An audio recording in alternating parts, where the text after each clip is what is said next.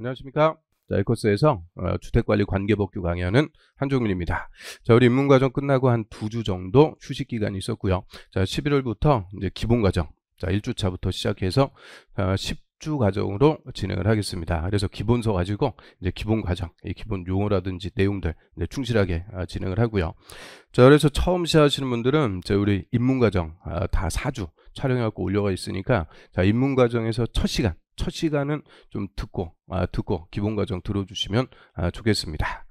자, 그래서 우리 시험이 이제 주택관리사 보 시험이라고 하죠. 주택관리사 보. 이 주택관리사 보 자격 시험에 합격해서 뭐 소장으로 3년 그리고 나머지 5년 이런 경력을 쌓게 되면 이제 주택관리사가 돼서 뭐 500세대 이상 의무관리 대상 공동주택의 관리사무소장이 돼서 이제 공동주택 관리를 전문적으로 수행할 수가 있게 됩니다.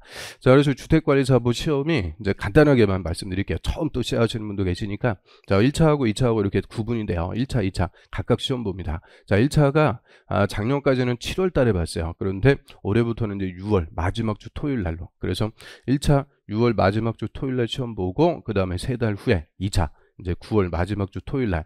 예전에는 7월 달에 1차 보고 9월 달에 2차 보니까 간격이 한 2달밖에 없죠. 그래서 수험생들이 2차 준비하는데 좀 버겁다 이런 민원이 있어갖고 3달 정도 터울을 두고 시험을 각각 실시를 하게 됩니다.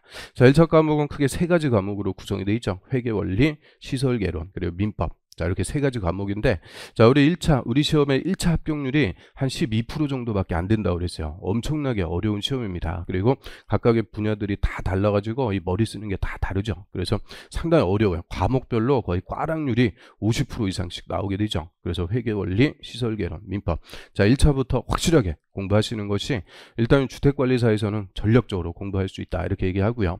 그 다음 1차 과목은 40문제씩 과목별로 40문제 꽈락 없이, 즉 40점 미만 꽈락 없이 평균 60점 이상이면 합격하는 절대평가입니다. 그리고 다 객관식이에요. 그래서 1차는 객관식 오지선다형, 그래서 꽈락 없이 평균 60점 이상 다 합격을 하세요. 그런데도 합격률이 한 12% 정도밖에 안 나오니까 상당히 어려운 시험입니다. 만만치 않아요. 그 다음에 이제 1차 합격하시면 이제 2차를 볼 수가 있죠. 자, 2차 보고 그에 떨어졌다 다이너까지 한 번 더 기회를 줍니다.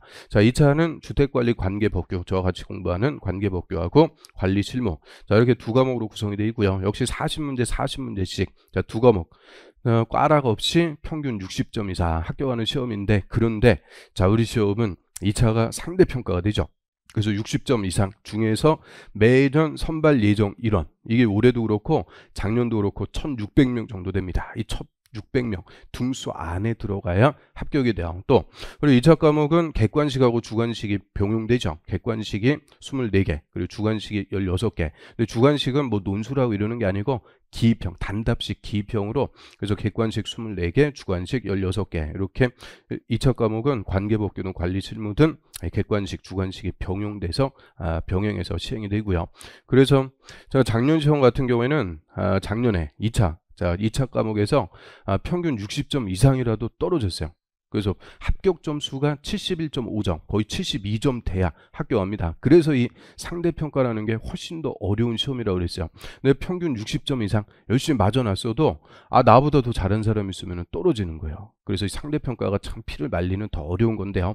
아무튼 1차는 그냥 평균 60점 이상, 60점 이상이면 합격하는 절대평가지만 2차는 평균 60점 이상 선발 예정 인원, 자, 올해도 한 1600명 정도 되고요. 그 1600명 안에 들어가야 합격하고요. 그래서 합격 점수가 작년 기준으로 70점이 넘어가고 있으니까 하여튼 남보다 하나라도 더 맞춰야 합격하는 시험입니다. 아주 피를 말리는 시험이죠.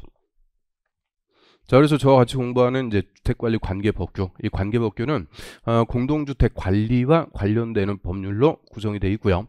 자, 그래서 2차에서는 이 실무보다는 관계법규가 좀 더 어려워요. 내용도 좀 많고 어렵습니다. 이 실무는 공부해 보시면은 관계법규 내용도 나오고 회계원리, 시설개론, 민법 다 짬뽕이에요. 짬뽕 어떻게 보면. 그래서 1차 합격하신 분들이 2차 공부하니까 관리 실무는 1차 합격하신 분들 어느 정도 1차 베이스가 좀 있죠. 그래서 관리 실무가 관계법규보다는 조금 더 점수가 많이 나오는 과목입니다. 그래서 2차에서는 요 관계법규, 자, 요게 더 중요하다. 이 관계법규 좀 신경 써갖고 공부를 해주셔야 되고요. 자, 그래서 이 관계법규에서 우리 이제 공동주택 관리와 관련해서 14개 법을 공부를 하게 됩니다. 14개 법률. 그래서 우리나라 시험에서 한 과목에서 이 14개나 되는 법률을 공부하는 이런 시험 과목은 없어요. 그래서 가장 법률에 수가 많게 포함이 되어 있죠. 그래서 아주 어려운 과목인데요. 자, 그래서 이 관계법규에서 총 14개 법을 공부를 합니다. 자, 이 중에서 우리 이제 주택관리사의 근거가 되는 가장 중요한 법이 공동주택관리법이 되죠. 이 공동주택관리법에서 뭐 주택관리사 시험 자격이라든지 주택관리사라든지 또는 주택관리업자의 업무라든지 뭐 이런 것들, 우리 주택관리사 시험의 근거가 되는 법이 공동주택관리법 제일 중요하고요. 그래서 우리 시험에 8문제가 출제가 되는데, 자, 하루에 이렇게 써놓은 것은 주관식 비율입니다. 주관식. 그래서 8문제 중에서 5문제가 객관식, 3문제는 주관식, 단답식, 기입형으로 출제가 되고 있죠. 그래서 이 공동주택관리법. 자, 얘는 관계법규에서도 8문제가 출제가 되는데 관리 실무에서도 똑같이 8문제가 출제가 됩니다. 그래서 2차에서만 이 공동주택관리법이 16문제, 40점입니다. 40점. 제일 중요한 법이고요. 자, 그리고 이 공동주택 관리에 관한 사항은 원래 예전에는 한 10년 전에는 주택법에 규정을 하고 있었어요. 이 주택법이 주택의 건설, 공급, 관리, 리모델링에 관해서 규정한다. 그래서 주택을 건설하고 공급하고 관리하는 거 다 주택법에 규정하고 있었는데 이 관리에 관한 내용이 너무 많아요. 그래서 한 10년 전부터 이 공동주택 관리법을 따로 새로 제정해왔고, 이 공동주택 관리에 관한 사항은 주택법에서 떨어져 나온 거죠. 그래서 원래 이 친정이라고 그러죠. 이 공동주택 관리법의 근거법, 모법이라고 할 수 있는 게 주택법입니다. 그래서 우리가 공부할 때는 주택법을 먼저 공부를 하고 이 주택법의 용어들을 그대로 공동주택관리법에서 다 쓰게 돼요. 그래서 주택법 먼저 공부하고 그 다음에 공동주택관리법을 공부를 하게 되죠. 자, 그런데 이 주택이라는 게 주거용 건물이죠. 이 건물에 하나요. 건물. 주거용도로 사용하는 건물을 우리가 주택이라고 하고요. 그러면 이 건물에 관한 일반법이 또 무슨 법이냐? 건축법이라고 그러죠. 건축법. 건물 건축에 관한 일반법으로서, 자, 우리나라에서 누구라도 이 건물 건축하려면 건축법에 따라서 건축 허가부터 받습니다. 건축 허가. 그래서 여기서 건물이라고 할 때는 뭐 주거용 건물, 주택뿐만 아니라 상업용 건물, 상가, 공업용 건물, 공장 뭐 등등등 모든 건물이요. 그래서 이 주택법의 또 일반법이 되는 것이 건축법이라고 그래요. 이 건축법에서 건물이 뭐고 그다음에 단독주택, 공동주택 이런 기본 개념들을 다 규정을 하고 있죠. 그리고 건축이라든지 뭐 대선, 용도 변경 이런 기본 개념들을 담고 있기 때문에, 자, 우리가 공부할 때는 순서가 요 건축법, 자, 얘부터 먼저 공부를 하는 거예요. 건축법의 용어들을 다른 법에서도 다 그대로 씁니다. 그래서 큰 법부터 하나씩 공부를 해나가야 되죠. 그래서 일단 우리가 수업하는 순서는 요 건축법, 자, 요거부터 먼저 공부를 합니다. 건축법. 그리고 건축법의 특별법의 개념이 되는 이 주택에 관해서만 규정하는 주택법, 다시 이 주택법의 특별법의 성격을 갖는 공동주택 관리에 관해서만 규정하는 공동주택관리법, 이런 식으로 큰 법에서 이제 특별법으로 이렇게 넘어온다, 이렇게 생각하시면 되고요. 그래서 이게 일반법이냐 특별법이냐 이 관계는 상대적이에요. 일단 주택법하고 건축법은 이 건축법이 훨씬 더 큰 법이에요. 건축법이 모든 건물에 적용하는 일반법이죠. 그래서 건축법 먼저 공부하고 그 다음에 이제 주택에 관해서만 규정하는 주택법. 그래서 건축법과 주택법은 건축법이 일반법, 주택법이 특별법이다, 이렇게 얘기할 수 있는데, 또 다시 주택법하고 공동주택관리법, 자, 이 두 개 관계는 주택법이 일반법이고 공동주택관리법이 특별법이 되는 거죠. 이 모든 주택의 건설, 공급 그리고 관리, 리모델링 이런 것들 규정하는 게 주택법. 그 주택법의 내용 중에서 관리에 관해서만 특별히 따로 규정하는 것이 공동주택관리법이니까 일단 주택법을 먼저 공부하고 그 다음에 공동주택 관리에 관해서만 따로 특별히 규정하는 공동주택관리법을 공부를 합니다. 그래서 우리가 공부하는 순서는 건축법이 1번, 주택법이 2번, 그리고 공동주택관리법이 3번. 그리고 자, 이 노란색으로 칠해놓은 이 3개 법률이 출제 비중도 제일 큽니다. 그래서 건축법이 7문제. 자, 그 중에서 건축법이 7문제 중에서 기본적으로 주관식으로 한 3문제씩 나왔는데 올해 시험 같은 경우 올해 27회 시험에서는 2문제밖에 안 나왔어요. 그래서 이 7문제 중에서 주관식으로 2문제에서 3문제 이렇게 출제한다 이렇게 생각하시면 되고요. 그 다음 주택법 8문제, 그 중에서 3문제가 주관식입니다. 그리고 공동주택관리법 8개, 그 중에서 3문제가 주관식이 되고요. 그래서 건축법, 주택법, 공동주택관리법, 자, 요 3개 법률에서 23문제입니다. 23문제. 23문제면은 57.5점, 거의 60점 가까이 되죠. 그래서 가장 중요하다 이렇게 얘기할 수가 있고요. 그래서 이 3개 법률 싸움이라고 그래요. 3개 법률의 싸움. 이 관계법규에서는 일단 이 3개 법부터 확실하게 정리를 해야 된다 이렇게 생각하시면 되고요. 그 다음에 공동주택관리법에서 여기서 공동주택은 분양주택과 임대주택을 다 포함하는 개념. 그런데 일반적으로 우리 주택법이나 공동주택관리법에서는 분양주택을 대상으로 합니다. 대부분 일반적으로 분양주택 있죠. 우리 이제 분양받는 주택이 대상. 그러면 이제 분양주택뿐만 아니라 임대주택도 있죠. 자, 임대주택도 우리 주택관리사가 관리사무소장이 돼서 관리를 해줘야 되니까, 자, 임대주택에 관해서만, 임대주택의 관리에 관해서 또 특별히 규정하는 법이 2개가 있죠.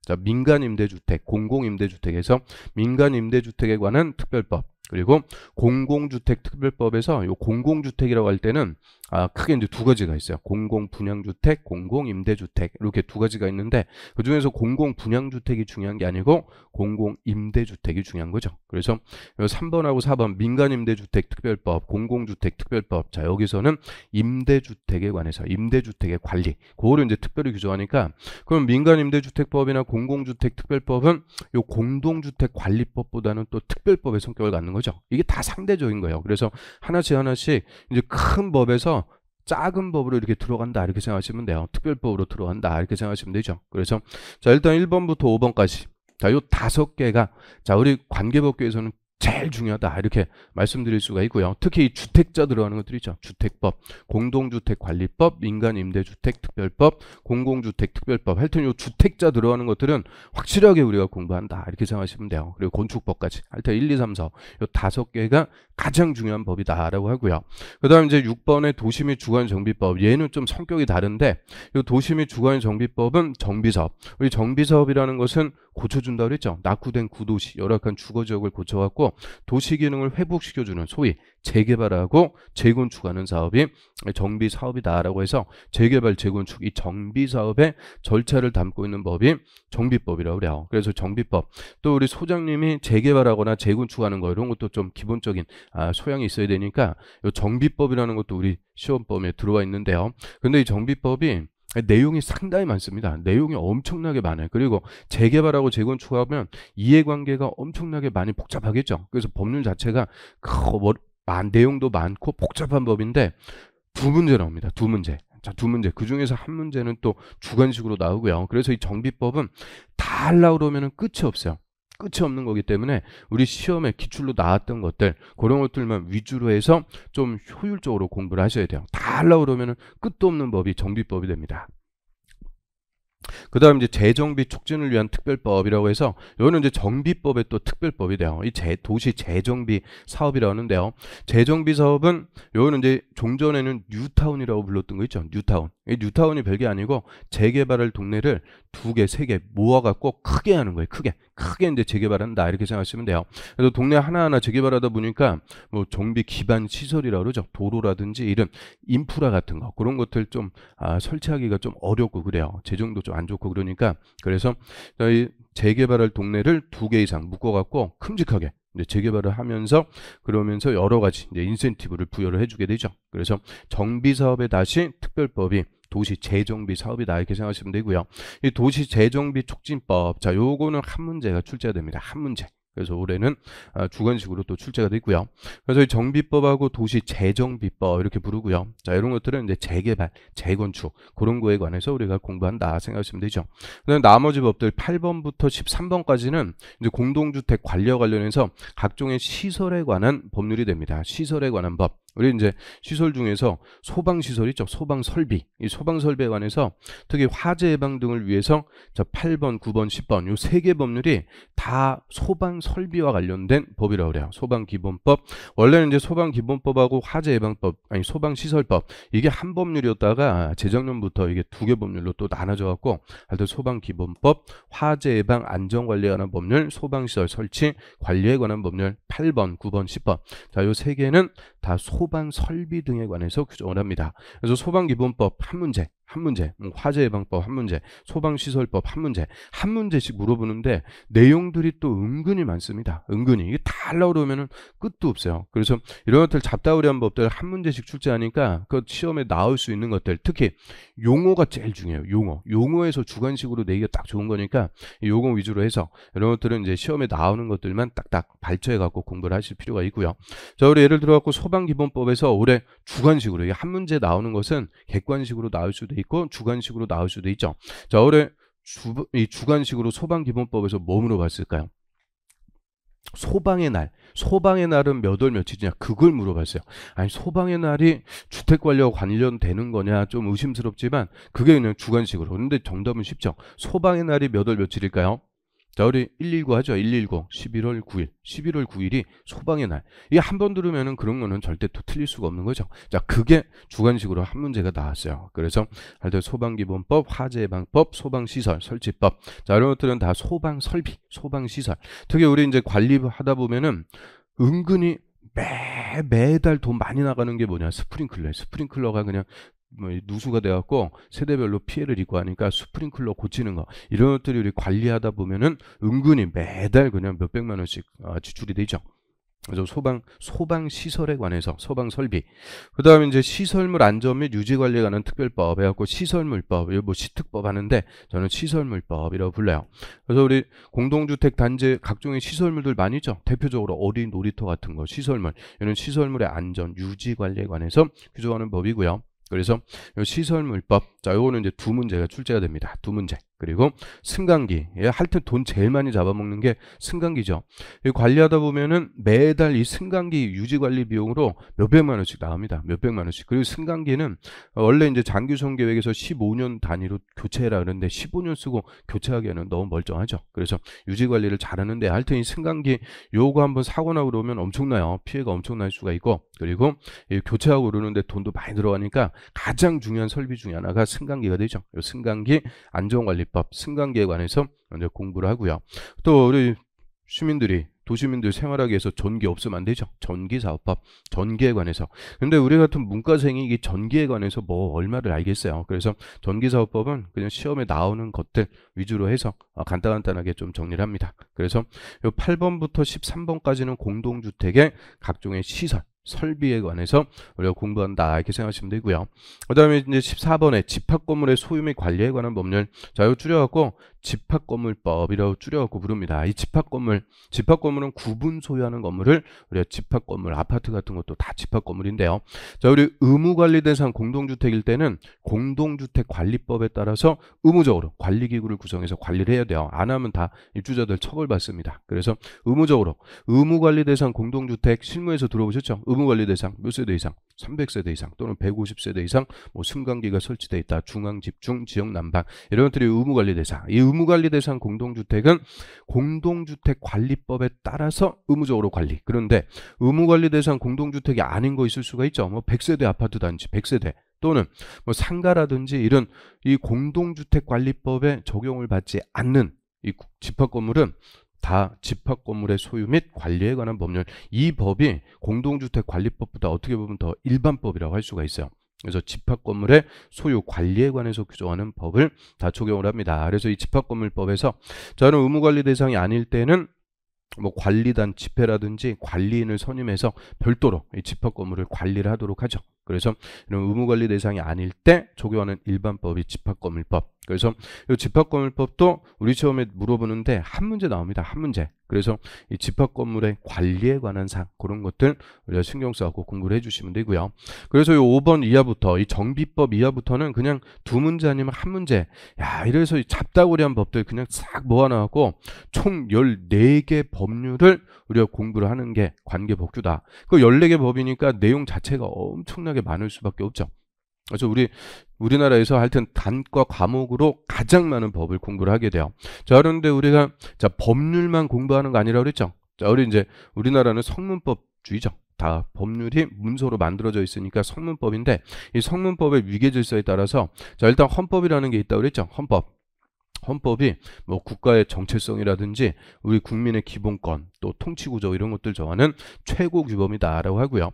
이 14개 법률도 다 헌법에 따라서 만들어집니다. 헌법에 따라서 다 공공복리를 위해서 제정된 법들이죠. 그러면 헌법에 따라서 이 국민의 권리, 의무를 규정하는 법규범을 우리가 법률이다라고 해서요. 이 법률이라는 것을 우리가 14개 법률 공부하는데, 이 법률이라는 것을 형식적으로 얘기하면, 저희 법률이라는 것은 국회에서 의결하고 대통령이 거부권을 행사하지 않고 서명해서 공포함으로 성립하는 법규범, 국회에서 의결, 그리고 대통령이 서명해서 공포, 그래야 성립하는 법규범을 형식적인 의미에서 법률이다라고 하고요. 이 법률을 만드는 것을 제정한다라고 하죠. 제정. 그리고 이 제정된 법을 바꾸는 것을, 고치는 것을 개정한다 그래요. 이 법률을 제정하고 개정하려면 국회에서 의결, 대통령이 서명해서 공포, 이 어려운 절차를 거쳐야 되니까 법률은 딱 핵심적인 내용만 규정한다라고 했죠. 핵심적인 내용만 딱 규정을 하고, 이 국회가 만든 법을 우리 국민들에 대해서 집행을 하는 게 대통령 이하 행정부가 하는 거죠. 행정부를 다른 말로 집행부라고 합니다. 그래서 이 국회가 만든 법률을 국민에 대해서 집행을 하는 게 행정부. 그러면 행정부가 이 법률을 시행하면서 이제 구체적인 내용들을 정할 필요가 있어요. 그런 이 행정부가 법을 시행하기 위해서 정하는 법규범을 명령이라고 그래요. 명령. 그래서 행정부의 수반, 이 대통령이 정하는 명령을 대통령령이라고 불러서, 이 대통령령을 법률의 시행령이라고 합니다. 법률의 시행령. 그래서 우리 법은 핵심, 뼈대만 딱 정한다고 그래요. 핵심만.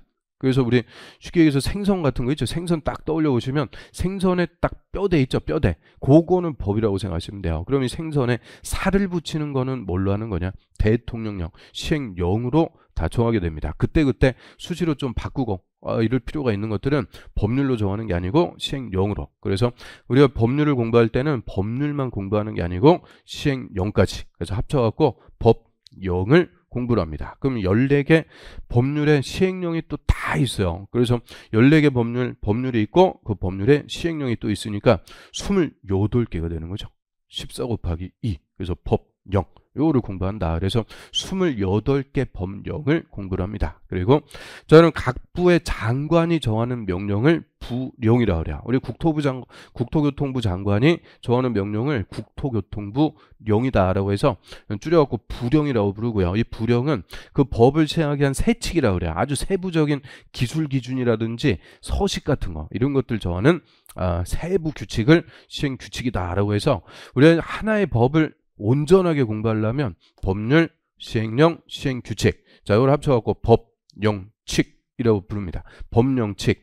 요거를 다 공부해야 삼위일체 온전하게 그 법을 공부한다라고 하는데, 그 시행규칙이라는 것도 14개 법률에 시행규칙이 다 있어요. 그러면은 법령칙 곱하기 14, 그러니까 14 곱하기 3, 이게 몇 개가 돼요? 42개가 되죠. 6 나옵니다. 6 나온다. 아주 6 나옵니다. 이거 다 못해요. 그래서 시행규칙까지 들어가고 하려고 그러면 끝도 없어요. 그런데 우리 시험에 가끔 가다가 요 시행규칙의 내용이 또 나오는 경우가 있긴 있어요. 그런 것들은 쉬운 문제가 절대 아니다. 그죠? 쉬운 문제가 아니고 한번 나왔으면 앞으로 나올지 안 나올지 알 수가 없어요. 그냥 문제를 위한 문제. 소위 우리 수능시험 같은 경우에 킬러 문제라고 그러죠. 킬러 문제. 그런 문제로서 시행규칙이 나올 수가 있는데, 이거 뭐 다 대비해갖고 하려고 그러면 끝도 없습니다. 우리 뭐 관계법규만 공부하는 것도 아니고요. 그래서 시행규칙은 기출로 나왔던 것들, 그런 것들이나 우리가 언급하는 거지, 이것까지 다 들어가서 하는 게 아니고, 그래서 법률, 시행령, 법령. 그래서 14개 법률과 그 14개 법률의 시행령, 총 28개 법령을 우리가 관계법규라는 과목에서 공부를 합니다. 자, 그리고 이 법률하고 이 시행령까지, 자, 얘들은 전 국토에 뭐 서울이든 부산이든 다 똑같이 적용하는 일반 규범이라고 그러죠. 우리나라에 다 똑같이 적용됩니다. 그런데 이제 조례라는 게 있어요. 이 조례부터는 자치규범이라고 그러죠. 지자체 관할구역에서만 법규범으로서의 효과가 있다. 서울특별시 조례, 부산광역시 조례, 이런 식으로. 또 서울에서도 강남구 조례, 서초구 조례, 이렇게 지자체별로 다 다르니까 이 조례라는 것은 우리 시험에는 낼 수가 없습니다. 그래서 법률하고 시행령, 자, 14개에다가 28개 법령을 한 과목에서 공부를 하고요. 자, 그래서 이게 많은데, 자, 일단은 요 1번부터 5번, 요 5개, 특히 1, 2, 5, 요 3개부터 확실하게 공부하시는 거예요.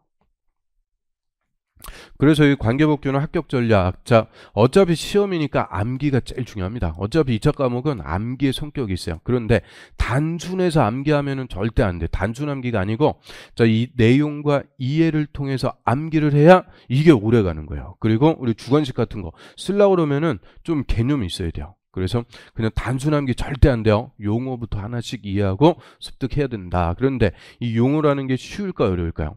만만치가 않습니다. 그냥 법률 용어들이 길어요. 일단 길고 막 어려워요. 또 비슷비슷하고. 그래서 이 용어, 특히 우리는 주관식에서 대부분 이 용어 갖고 물어봅니다. 용어를 외워야 된다. 그 얘기죠. 용어를 외워야 된다. 그래서 자꾸 보고 듣고 떠들고 써보고. 제가 수업할 때도 많이 물어볼 거예요. 많이 물어볼 건데 틀려도 상관없어요. 자꾸 대답을 하셔야 돼요. 하여튼 뭐 틀린다고 제가 뭐라고 그러는 거 아니죠. 뭐 보이지도 않으니까 인간이니까. 그래서 자꾸 보고 듣고 떠들고 써보고 하셔야 돼요. 하여튼 이 용어부터 딱 외워야 됩니다. 익혀야 된다. 용어는 외우는 게 아니고 어떻게 보면 익숙해지는 거예요. 익숙해져야 된다. 그리고 용어를 기반으로 해서 내용들, 뭐 중요한 것들 시험 봐야 되니까 내용들 공부하고요. 그리고 용어하고 내용을 궁극적으로는 뭐 해야 되냐? 시험이기 때문에 암기하셔야 돼요. 2차 과목은 좀 암기 과목의 성격이 있습니다. 그리고 시험이다 보니까 걸로 내야죠. 떨어뜨리는 게 시험이니까 암기를 꼭 하셔갖고, 그 다음 이제 문제풀이 통해서 요 커리큘럼 맞춰가지고 공부 하나씩 해나가면은 시험이 쉽게 나오든 어렵게 나오든 다 여러분들 합격할 수가 있습니다. 그리고 자, 방대한 분량이라고 그랬죠. 분량이 제일 많아요. 하여튼 엄청나게 많으니까 선택과 집중, 효율적으로 공부하셔야 돼요. 효율적으로. 그래서 우리 시험의 난이도가 이제 상, 중, 하 이렇게 있는데, 난이도 상, 중, 하. 상짜리 문제가 한 10문제 정도 돼요. 나머지 중하짜리가 30문제. 그러면 난이도 상, 이게 중요한 게 아니라는 거죠. 상짜리가 중요한 게 아니고 상인 문제는 이거는 한마디로 문제를 위한 문제, 킬러 문제. 누구라도 맞힐 수가 없어요. 진짜 열심히 공부해갖고 맞히는 분이 있긴 있어요. 진짜 열심히 공부해서. 그래서 이 난이도 상, 이게 중요한 게 아니고 난이도 중하짜리, 이걸 확실하게 맞추셔야 됩니다. 그래서 난이도 중하짜리. 그럼 요 중하짜리가 우리가 1년 내내 그냥 지지고 볶고 열심히 공부하는 내용인데, 여기서 나온 문제를 실수하지 않고 확실하게 맞춰갖고 점수를 따지는 거죠. 그래서 요 다 맞추면 75점. 그냥 합격입니다. 합격이니까 하여튼 난이도 상이 중요한 게 아니에요. 우리 관계복귀는 다 하려고 그러면 끝도 없다 그랬어요. 그래서 저 지엽적이고 뭐 이런 어려운 거 이런 게 중요한 게 아니고 중하짜리. 요거를 확실하게 공부하셔갖고 합격 점수 맞으시면 되고요. 자, 그래서 어떤 게 매년 우리 시험에 나오는 중요한 논점인지 중하짜리인지 여러분들이 알 수가 없죠. 그러니까 수업을 듣는 거예요. 즉 제가 어떤 내용을 공부할지 수업을 하면서 선택을 해드립니다. 여러분들이 공부할 내용을 선택을 해드리는 거예요. 그러면 그 선택한 내용, 제가 수업한 내용만 여러분들 집중해갖고 공부하시면 돼요. 그래서 2차 과목만 하시는 분들은 조금 더 넓게 이제 공부하셔도 되는데, 또 동차 1차하고 2차하고 같이 공부하시는 분들은 이 관계복귀만 잡고 있을 수가 없죠. 1차가 더 어렵고 더 중요해요. 그래서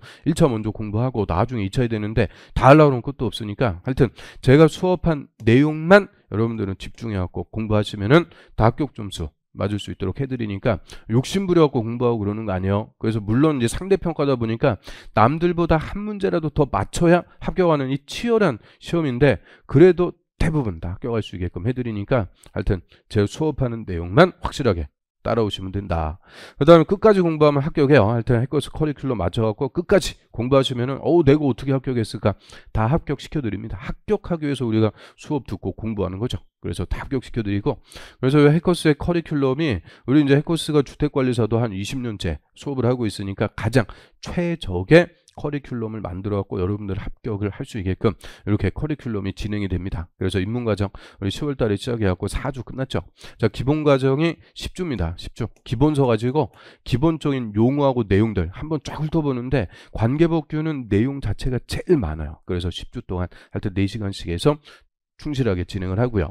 그래서 이 기본 과정은 기본적인 용어하고 내용, 특히 용어 위주로 할 거예요. 용어 위주로. 용어하고 기본적인 내용들. 그리고 근데 심화 과정이죠. 심화 과정도 역시 10주 진행을 합니다. 10주 진행하면서 이 심화 과정에서는 기본 과정에서 안 했던 거 조금 더 어려운 거. 우리 이제 이게 처음부터 어렵게 나가면은 여러분들이 따라오기가 좀 버거워요. 그래서 조금 이제 기본적인 내용들 기본 과정에서 하고, 여기서 안 다룬 조금 어려운 내용까지 들어가는 거예요. 어려운 내용까지. 하여튼 이 심화 과정이 우리 이제 시험에 수준에 딱 육박해갖고 시험에 나오는 제가 아까 중하짜리 꼭 맞춰야 된다고 그랬죠. 그래서 난이도 중이라도 이게 조금 쉬운 게 있고 어려운 게 있죠. 그 어려운 것까지 해야 돼요.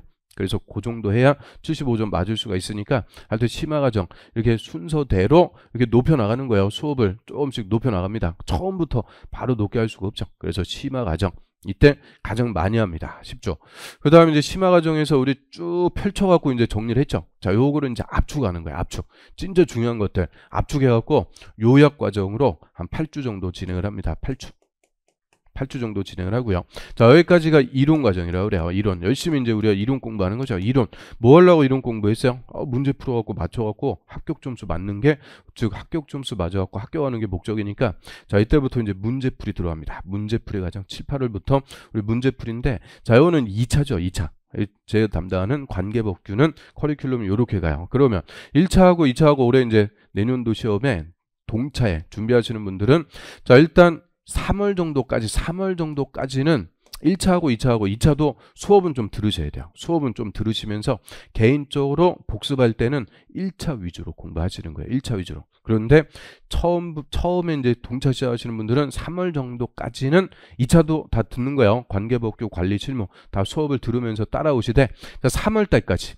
그 다음에 이제 3월 달 이후부터는 4월, 5월, 6월 이때는 1차 전념하셔야 돼요. 1차에 전념해갖고 한 과목당 한 달 정도씩 잡아갖고 하여튼 1차에 전념해서 4월, 5월, 6월까지는 1차 공부 열심히 하셔갖고 1차 합격하고 오세요. 그럼 저는 이제 과정을 쭉 진행해서 6월 달에 이제 딱 1차가 끝났어요. 이제 합격하신 분들은 저 심화 과정, 요약 과정 들으시고 문제풀이 따라오시면서, 그래서 7, 8월부터 7월, 8월, 9월까지 3달 동안 2차 또 2과목이죠. 2차 2과목이니까 3달 동안 충분히 준비할 수 있어요. 또 3달 동안 열심히 해갖고 내년도에 1차하고 2차하고 한 방에 다 합격할 수 있게끔 하여튼 요 커리큘럼 맞춰갖고 공부하시면 되고요. 내년도 2차 시험은 이제 9월 마지막 주 토요일이니까 9월 27일 날 이렇게 시행이 될 거예요. 그래서 9월 27일 날 여러분들 다 합격할 수 있게끔, 그리고 시험 보기 전에 9월 달에 동형 모의고사라고 그러죠. 시험하고 똑같은 형태로 실제 시험 보는 연습 과목별로 3번씩 할 거예요. 3회씩. 3번씩 다 충실히 시험 보는 연습도 다 하시고 바로 이제 시험 보러 가셔갖고 이제 합격하시면 돼요. 이런 커리큘럼 맞춰갖고 우리 끝까지 같이 공부하시면 다 시험에 합격합니다. 또 합격시켜드리니까 우리 해커스 강사들 믿고 같이 공부하시면 돼요. 자, 여기까지 해서 자, 이제 입문과정에서는 요거보다 더 충실하게 제가 말씀드렸는데 기본과정이니까 조금 줄여갖고 말씀드렸습니다. 그래서 처음 시작하시는 분들은 입문과정 1주차 수업 한번 들어보시고 따라오시면 좋아요. 그 다음 우리가 이제 건축법이 됐든 주택법이 됐든 공동주택관리법이 됐든, 자, 이런 행정청, 이게 이제 행정법이다 보니까 행정청이 계속 나옵니다. 주어로 행정청이 나오기 때문에 우리가 관계법규를 공부하기 위해서는 일단 전제 조건 누구부터 알아야 되냐? 행정청. 요거부터 좀 파악을 해주셔야 됩니다. 그래서 행정청의 위계질서라고 해서 상급 행정청, 하급 행정청 이렇게 나오는데요. 자, 우리 이제 관계법규 보다 보면 행정청이라는 말 또는 행정기관 다 똑같은 말입니다. 행정청, 행정기관. 자, 이거를 소위 우리 뭐라고도 부르냐? 정부라고도 불러요. 정부라고도 하죠. 뭐 중앙정부, 지방정부, 정부라고도 하는데 우리 행정법에서는 행정청이라고 부릅니다. 그래서 행정청. 이 말이 또 나오니까 행정청이 누군지 요거부터 우리 하나씩 정리를 하고 약속을 하고 이제 수업 들어가도록 하죠. 일단 행정청이라고 할 때는 두 가지를 얘기합니다. 국가하고 지방자치단체 합쳐갖고 국가와 지자체 합쳐갖고 행정청이라고 부르죠. 자, 이 국가를 전 국토를 관할하는 중앙행정기관 또는 중앙행정청이라고 해서요. 우리 이제 건축법이나 주택법이나 공동주택관리법, 또 뭐 민간임대주택법, 공공주택특별법 다 중앙행정기관 하면 국토교통부가 됩니다. 국토교통부. 이 국토교통부가 되고요. 자, 이 국토교통부의 장을 국토교통부 장관이라고 부르죠. 국토교통부 장관. 그래서 이 정확한 이름이 국토교통부 장관인데 우리가 부를 때는 이제 생략해갖고 국토부 장관 이렇게 불러요. 국토부 장관. 그리고 제가 판사할 때는 국장 이렇게 줄여갖고 쓸 거예요. 국장이라고 씁니다. 그래서 필기할 때는 빨리빨리 할 수 있게끔 국장이 줄여갖고, 그럼 국장 하면은 국토부 장관. 이 각 부의 장관을 중앙행정기관 또는 국가 다 똑같은 말입니다. 국가라고 할 수도 있고 중앙행정기관이라고 할 수도 있고 국토부 장관이라고 할 수도 있고요. 자, 그리고 저 승강기법으로 가면은 승강기법에서는 이제 행정안전부 장관이라고 그래요. 행안부 장관 줄여갖고 행자 이렇게 쓸 거고요. 또 전기법으로 가면 전기사업법으로 가면은 산업통상자원부 장관이라고 그래요. 산업통상자원부 장관은 산자부 장관 줄여갖고 산장 이렇게 줄여갖고 부를 거예요. 산장 뭐 그런 식으로. 그리고 뭐 소방 관련해서는 소방청장이 중앙행정기관의 장이 됩니다. 소방청장. 그래서 이런 이제 각 부의 장관, 그리고 소방법 관련해서는 소방청장 이런 사람들을 우리가 국가 중앙행정기관이라고 부르고요. 이 국토부 장관이 우리 이제 관계법규에서는 가장 상급 행정청이라고 그래요. 제일 높은 사람이다. 가장 상급 행정청. 그러면 이 국토부 장관보다 더 위에도 있죠. 우리 제일 높은 사람 누구예요? 행정부의 수반. 대통령. 대통령의 명을 받아서 각 부를 통할하는 총리도 있죠. 그리고 총리 밑에 장관이 있는데, 자, 우리 관계법규에서는 대통령이나 총리 나오는 거 없다. 그래서 나오는 거 없으니까 신경 쓰실 필요 없어요. 그냥 제일 상급 행정청, 제일 높은 사람이 국토부 장관이다. 이렇게 생각하시면 되죠. 그 다음에 이제 지방자치단체, 이 지방정부라고 하고요. 이 지방자치단체는 지방자치법에서 다시 종류를 두 가지로 구분해서 규정을 합니다. 광역지방자치단체, 광역지자체. 그다음에 광역지자체 밑에 기초지자체, 풀뿌리가 되는 기초지자체, 광역지자체, 기초지자체 이렇게 지방자치법에서 이 지방자치단체는 종류를 두 가지로 구분하고요. 그리고 광역지자체는 넓을 광자의 지역역자니까 넓은 지역을 얘기하죠. 넓은 지역을 관할하는 지자체. 그래서 서울특별시, 뭐 인천이라든지 부산 광역시 있죠. 광역시. 그다음에 경기도. 그래서 특별시, 광역시, 도. 자, 이게 일반 행정구역으로서 광역지자체인데, 자, 특별법에 따라서 별도로 자치권을 주는 특별자치시, 특별자치도. 자, 얘들도 있어요. 우리나라에서 특별자치시는 어디 얘기해요? 세종시 얘기하죠. 세종특별자치시. 그래서 이 특별자치시나 특별자치도가 별게 아니고, 자, 원래 이 지방자치단체는 일반법이 지방자치법이에요. 지방자치법에 규정을 하는데, 지방자치법이 아니고 특별법을 따로 만들어갖고 별도로 뭐 재정이라든지 이런 자치권을 폭넓게 부여를 해주겠다. 특별법에 따라서 규정하는 것을 특별자치시, 특별자치도 이렇게 불러요. 그래서 세종 특별자치시에 관한 특별법, 그 법률에 따라서 세종 특별자치시를 이제 관할을 하게 되죠. 그리고 특별자치도, 이 특별자치도는 종래 이제 제주도가 있었죠. 제주 특별자치도. 그런데 작년하고 재작년에 강원 특별자치도, 전북 특별자치도, 강원도는 저 휴전선, 접경지역, 환경이라든지 이런 것들에 폭넓게 자치권을 주기 위해서. 그 다음에 전북 특별자치도는 그 새만금 있죠. 우리나라에서 가장 넓은 그 새만금, 그 이제 개발과 관련해서 대폭적인 자치권을 주겠다. 특별법으로 따로 규정해서 강원특별자치도, 전북특별자치도가 됐는데, 자, 그런데 이 강원도나 전라북도는 특별자치도지만 일반 도하고 별 차이가 없어요. 그냥 특별법에 따라서 대폭 자치권을 줬다 이렇게 생각하시면 되고, 우리 이제 법에서 얘기하는 특별자치도는 요 제주도 생각하시면 돼요. 제주도. 그래서 세종시, 제주도, 특별자치시, 특별자치도까지. 자, 이렇게 광역지자체는 종류가 5가지가 있는데요. 자, 이게 처음에 우리 이제 관계법규 법조문을 읽다 보면은 특별시, 광역시, 도, 특별자치시, 특별자치도 계속 나와요. 이게 안 나오는 게 아니라는 거예요. 앞으로 우리가 관계법규 법률 공부하다 보면 계속 나오는데 처음 나올 때는 다 써줘요. 그런데 이거 나올 때마다 다 써주려고 그러면은 법조문이 길어집니다. 그래서 처음만 다 써주고 생략해갖고 씁니다. 생략해서 어떻게 생략하는 거냐? 자, 뒤에 말 딴다 그랬죠. 특별시, 광역시, 도. 그리고 특별자치시하고 특별자치도. 자, 뒤에 말 따니까 다 뭐예요? 시, 도가 되는 거죠. 시, 도. 그래서 이 5개 광역지자체를 간단하게 줄여갖고 시도라고 줄여갖고 쓰는 거예요. 시도. 그리고 이 광역지자체장. 특별시는 특별시장, 광역시는 광역시장, 도는 도지사. 그다음에 특별자치시장, 특별자치도지사까지.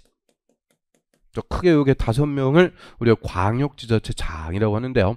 이 광역지자체장도 처음 나올 때는 법조문에서 다 써줍니다. 그런데 다 써주려고 그러면은 계속 길어지니까, 자, 간단하게 줄여갖고 뭐라고 부르겠어요? 시장 아니면 도지사니까 시도지사. 이렇게 줄여갖고 부르는 거죠. 하여튼 이 시도지사 우리 관계법규에 많이 나와요.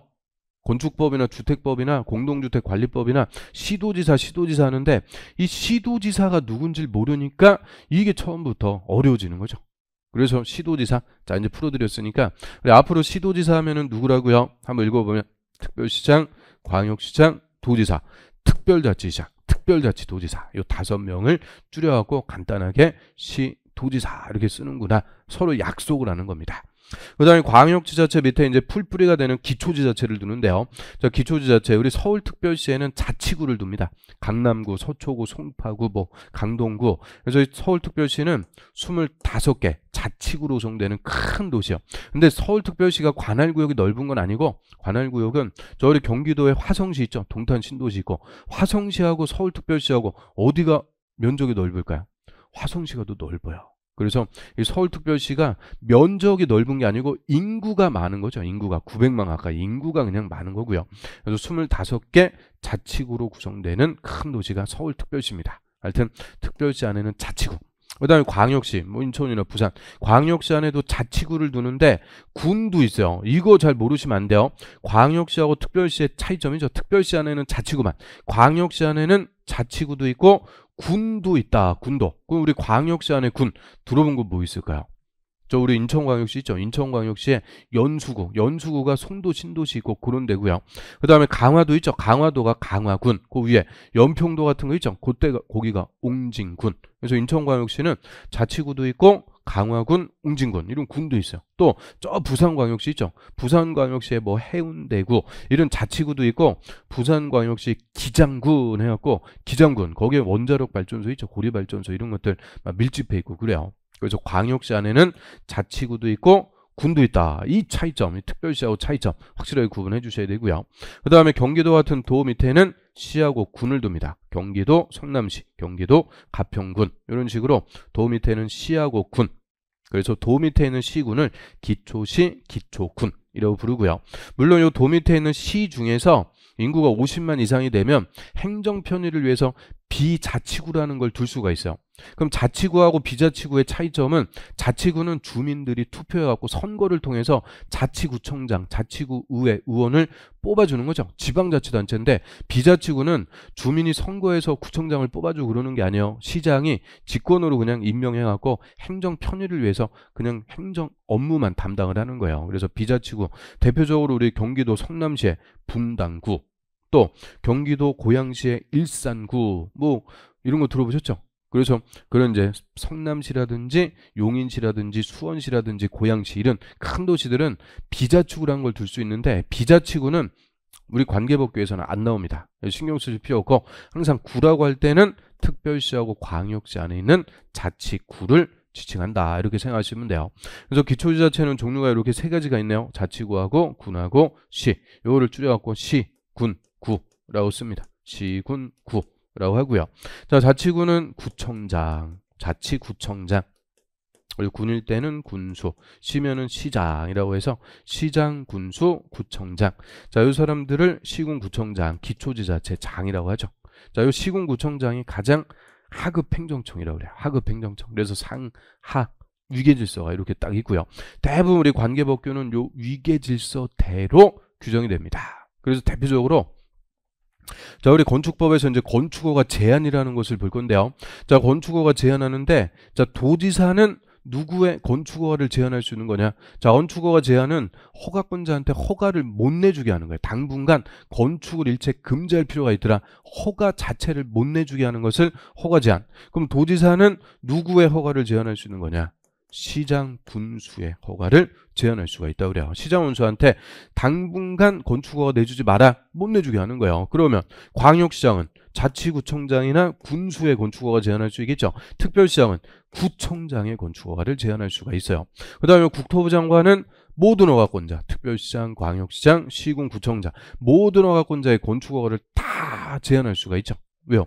국토부 장관은 가장 상급 행정청이니까 제일 높은 사람 모든 허가권자의 허가 못 내주게 할 수 있고 특별시장, 광역시장, 도지사, 시도지사는 자기보다 밑에 시군, 구청장의 건축허가를 제한할 수가 있어요. 이런 식으로 요 대부분 관계법규가 요 위계질서에 따라서 규정을 하고 있으니까 요 위계질서만 파악해도 우리가 관계법규 이하에서 공부해 나가는데 상당히 수월해집니다. 그래서 위계질서. 자, 뭐 어려운 거 아니죠. 이거 우리 주소 생각하시면 돼요. 서울특별시, 서초구, 서초동 이렇게 들어가죠. 서울특별시, 광역지자체, 서초구, 기초지자체. 그리고 경기도 성남시, 뭐 무슨구 뭐 이렇게 들어가죠. 경기도, 그리고 광역지자체, 성남시가 기초지자체. 우리 주소하고 똑같이 가는 거니까 하여튼 요 위계질서 요거부터 좀 파악을 해주시는 게 가장 우리 관계법규 공부하는데 좀 실질적으로 도움이 되죠.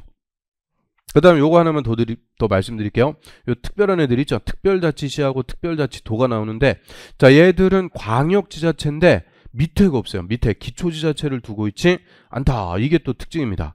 일반적인 광역지자체는 밑에 기초가 있는데 특별자치시하고 특별자치도는 기초지자체가 없다. 그러면 또 제주도, 제주도에 제주시하고 서귀포시 있는 거 아니에요? 이렇게 물어보실 수 있는데, 자, 제주시, 서귀포시는 지자체가 아니에요. 역시 주민들이 선거에서 제주시장, 서귀포시장을 뽑아주는 게 아니고 제주도지사가 그냥 직권으로 시장을 임명해갖고 그냥 행정 편의만 하는 거예요. 행정 편의를 위해서 이렇게 시장을 도지사가 직권으로 임명해서 행정을 하도록 하는 거죠. 그래서 지자체가 아닙니다. 제주시, 서귀포시는 지자체가 아니라 그래요. 그래서 세종시하고 제주도는 광역지자체인데 밑에 기초를 두고 있지 않다. 그래서 우리가 관계법규 공부하다 보면 요 시군구청장의 권한이 있고 시도지사의 권한이 나눠집니다. 누가 하는지가 나눠지는데, 자, 애들은 세종시장이나 제주도지사는 밑에가 없죠. 기초가 없으니까 기초지자체장의 권한도 다 갖고요.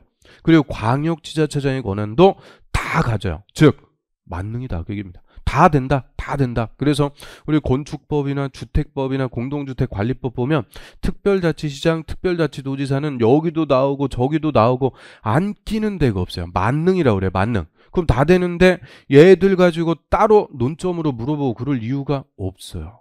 그래서 이제 이하에서는 요 특별자치시장하고 특별자치도지사는 나오면 그냥 가로 묶어갖고 생략하시면 돼요. 그냥 있으면 있는 거고 없으면 없는 거고 그닥 신경 쓸 필요가 없다 그 얘기입니다. 그닥 신경 쓰실 필요가 없다.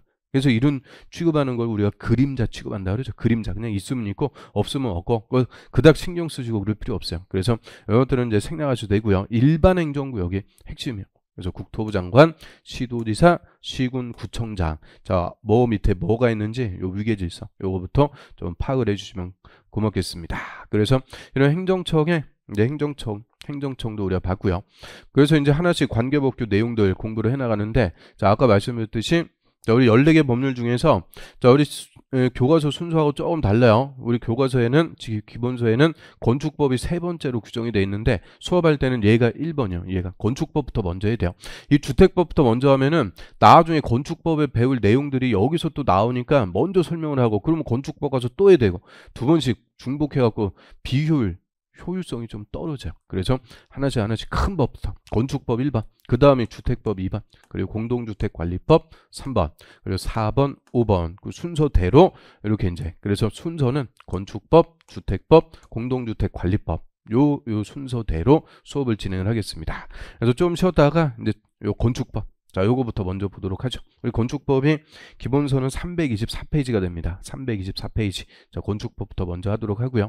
자, 조금 쉬었다가 이어서 하겠습니다. 자, 이어서 오겠습니다. 자, 우리 기본서 324페이지. 자, 세 번째 법률인 건축법. 자, 요거부터 먼저 공부를 하죠. 자, 건축법은 건물 건축하는 일반법으로서 자, 우리나라에서 누구라도 건물 건축하려면 다 이 건축법에 따라서 허가부터 받아야 돼요. 허가부터. 그래서 저희 건축법 일반법으로서 이 총칙 적용 범위에서 이 기본 개념들이 다 나옵니다. 이 건축법 적용하는 물건을 적용 대상물이라고 해서 크게 이제 네 가지 물건이 있죠. 건축물, 대지는 이제 건물 짓는 땅을 얘기하고요. 그 다음에 건물에 설치하는 건축 설비라든지 공작물. 자, 이렇게 네 가지가 적용 대상물이다라고 해서요. 자, 이 중에서 건축물. 이 건축물 개념은 매년 우리 시험에 나온다 이렇게 생각하시면 돼요. 그래서 올해도 역시 물어봤고요. 이 건축물. 그 다음에 대지하고 설비, 공작물. 자, 공작물이 또 올해 출제가 됐죠. 자, 27회 때 물어봤는데요. 하여튼 이 적용 대상물에서 거의 2문제씩, 1문제 이상 꼬박꼬박 출제가 됩니다. 그럼 이제 주된 대상은 이제 건축물인데요. 자, 건축물에 자, 세 가지 행위를 할 때 건축법을 적용합니다. 건축, 대수선, 용도 변경. 자, 이런 세 가지 행위를 할 때 건축법 적용. 자, 이 중에서 건축하고 대수선은 건축 허가 대상으로서 묶어가지고 한 문제입니다. 그래서 건축이 뭐고 대수선이 뭐고 가장 기본적인 개념이라고 그래요. 건축, 대수선. 그리고 건물의 용도 변경. 용도 변경도 우리 시험에 아주 잘 물어보고 있죠. 용도 변경. 그래서 이 적용 대상 행위 세 개는 가장 기본적인 개념입니다. 건축하고 대수선하고 용도를 변경한다. 용도라는 것도 우리가 다 배우게 돼요. 그럼 이제 핵심 건물 건축하거나 대선 이런 거 할 때는 뭘 받아야 되냐? 건축법에서 건축 허가부터 받습니다. 자, 건축 허가 제도가 우리 건축법의 핵심이라고 그래요. 건축법은 건축허가, 주택법에서는 사업계획 승인이라고 표현하죠. 사업계획 승인. 근데 건축법은 건축허가. 그래서 건축허가부터 받고요. 자, 그래서 원칙적으로 건물을 건축하거나 대선 이런 거 하려면 건축허가부터 받아야 되는데, 자, 경미한 건축이나 대선, 경미한 행위일 때는 허가까지는 필요 없고 신고만 해주면 돼요. 건축 신고. 자, 요 신고하는 것은 경미한 행위다 이렇게 생각하시면 돼요. 경미한 거는 허가 받는 거하고 간단하게 그냥 신고만 하는 거 뭐가 더 쉽겠어요? 신고하는 게 훨씬 더 간단한 거죠. 신고가 경미한 행위. 그래서 건축 신고도 아주 우리 시험에 잘 물어보는 논점입니다. 딱 물어보기 좋아요. 그리고 저희 국가나 지자체, 우리 국가나 지자체를 합쳐갖고 뭐라고 불렀어요? 국가나 지자체 행정청이라고 했죠. 자, 이런 행정청, 이 국가나 지자체가 건물 건축할 때, 자, 행정청 자기들끼리 허가받고 신고하고 이런 거 없어요. 행정청끼리는 뭐 하면 되냐? 협의합니다. 협의. 그래서 이 국가나 지자체가 건축하는 건물을 공용건물이라고 불러갖고, 이런 국가나 지자체가 공공관청, 청사 이런 공용건물 건축할 때는 건축협의만 하고 건축한다 그래요. 협의. 그리고 자, 가설건물이라는 게 또 있죠. 가설, 임시가 설치할 때 설, 임시로 설치하는 건물, 임시건물을 얘기합니다. 우리 모델하우스 같은 거 있죠. 모델하우스 같은 그 분양할 때까지만 임시적으로 설치하는 건물, 이런 것들을 가설건물이다 라고 해서 얘는 이제 임시적인 건물, 가장 경미한 겁니다. 임시적인 건물이다. 임시적으로 그때그때 필요가 있을 때 일정 기간 동안만 설치하는 게 가설 건물.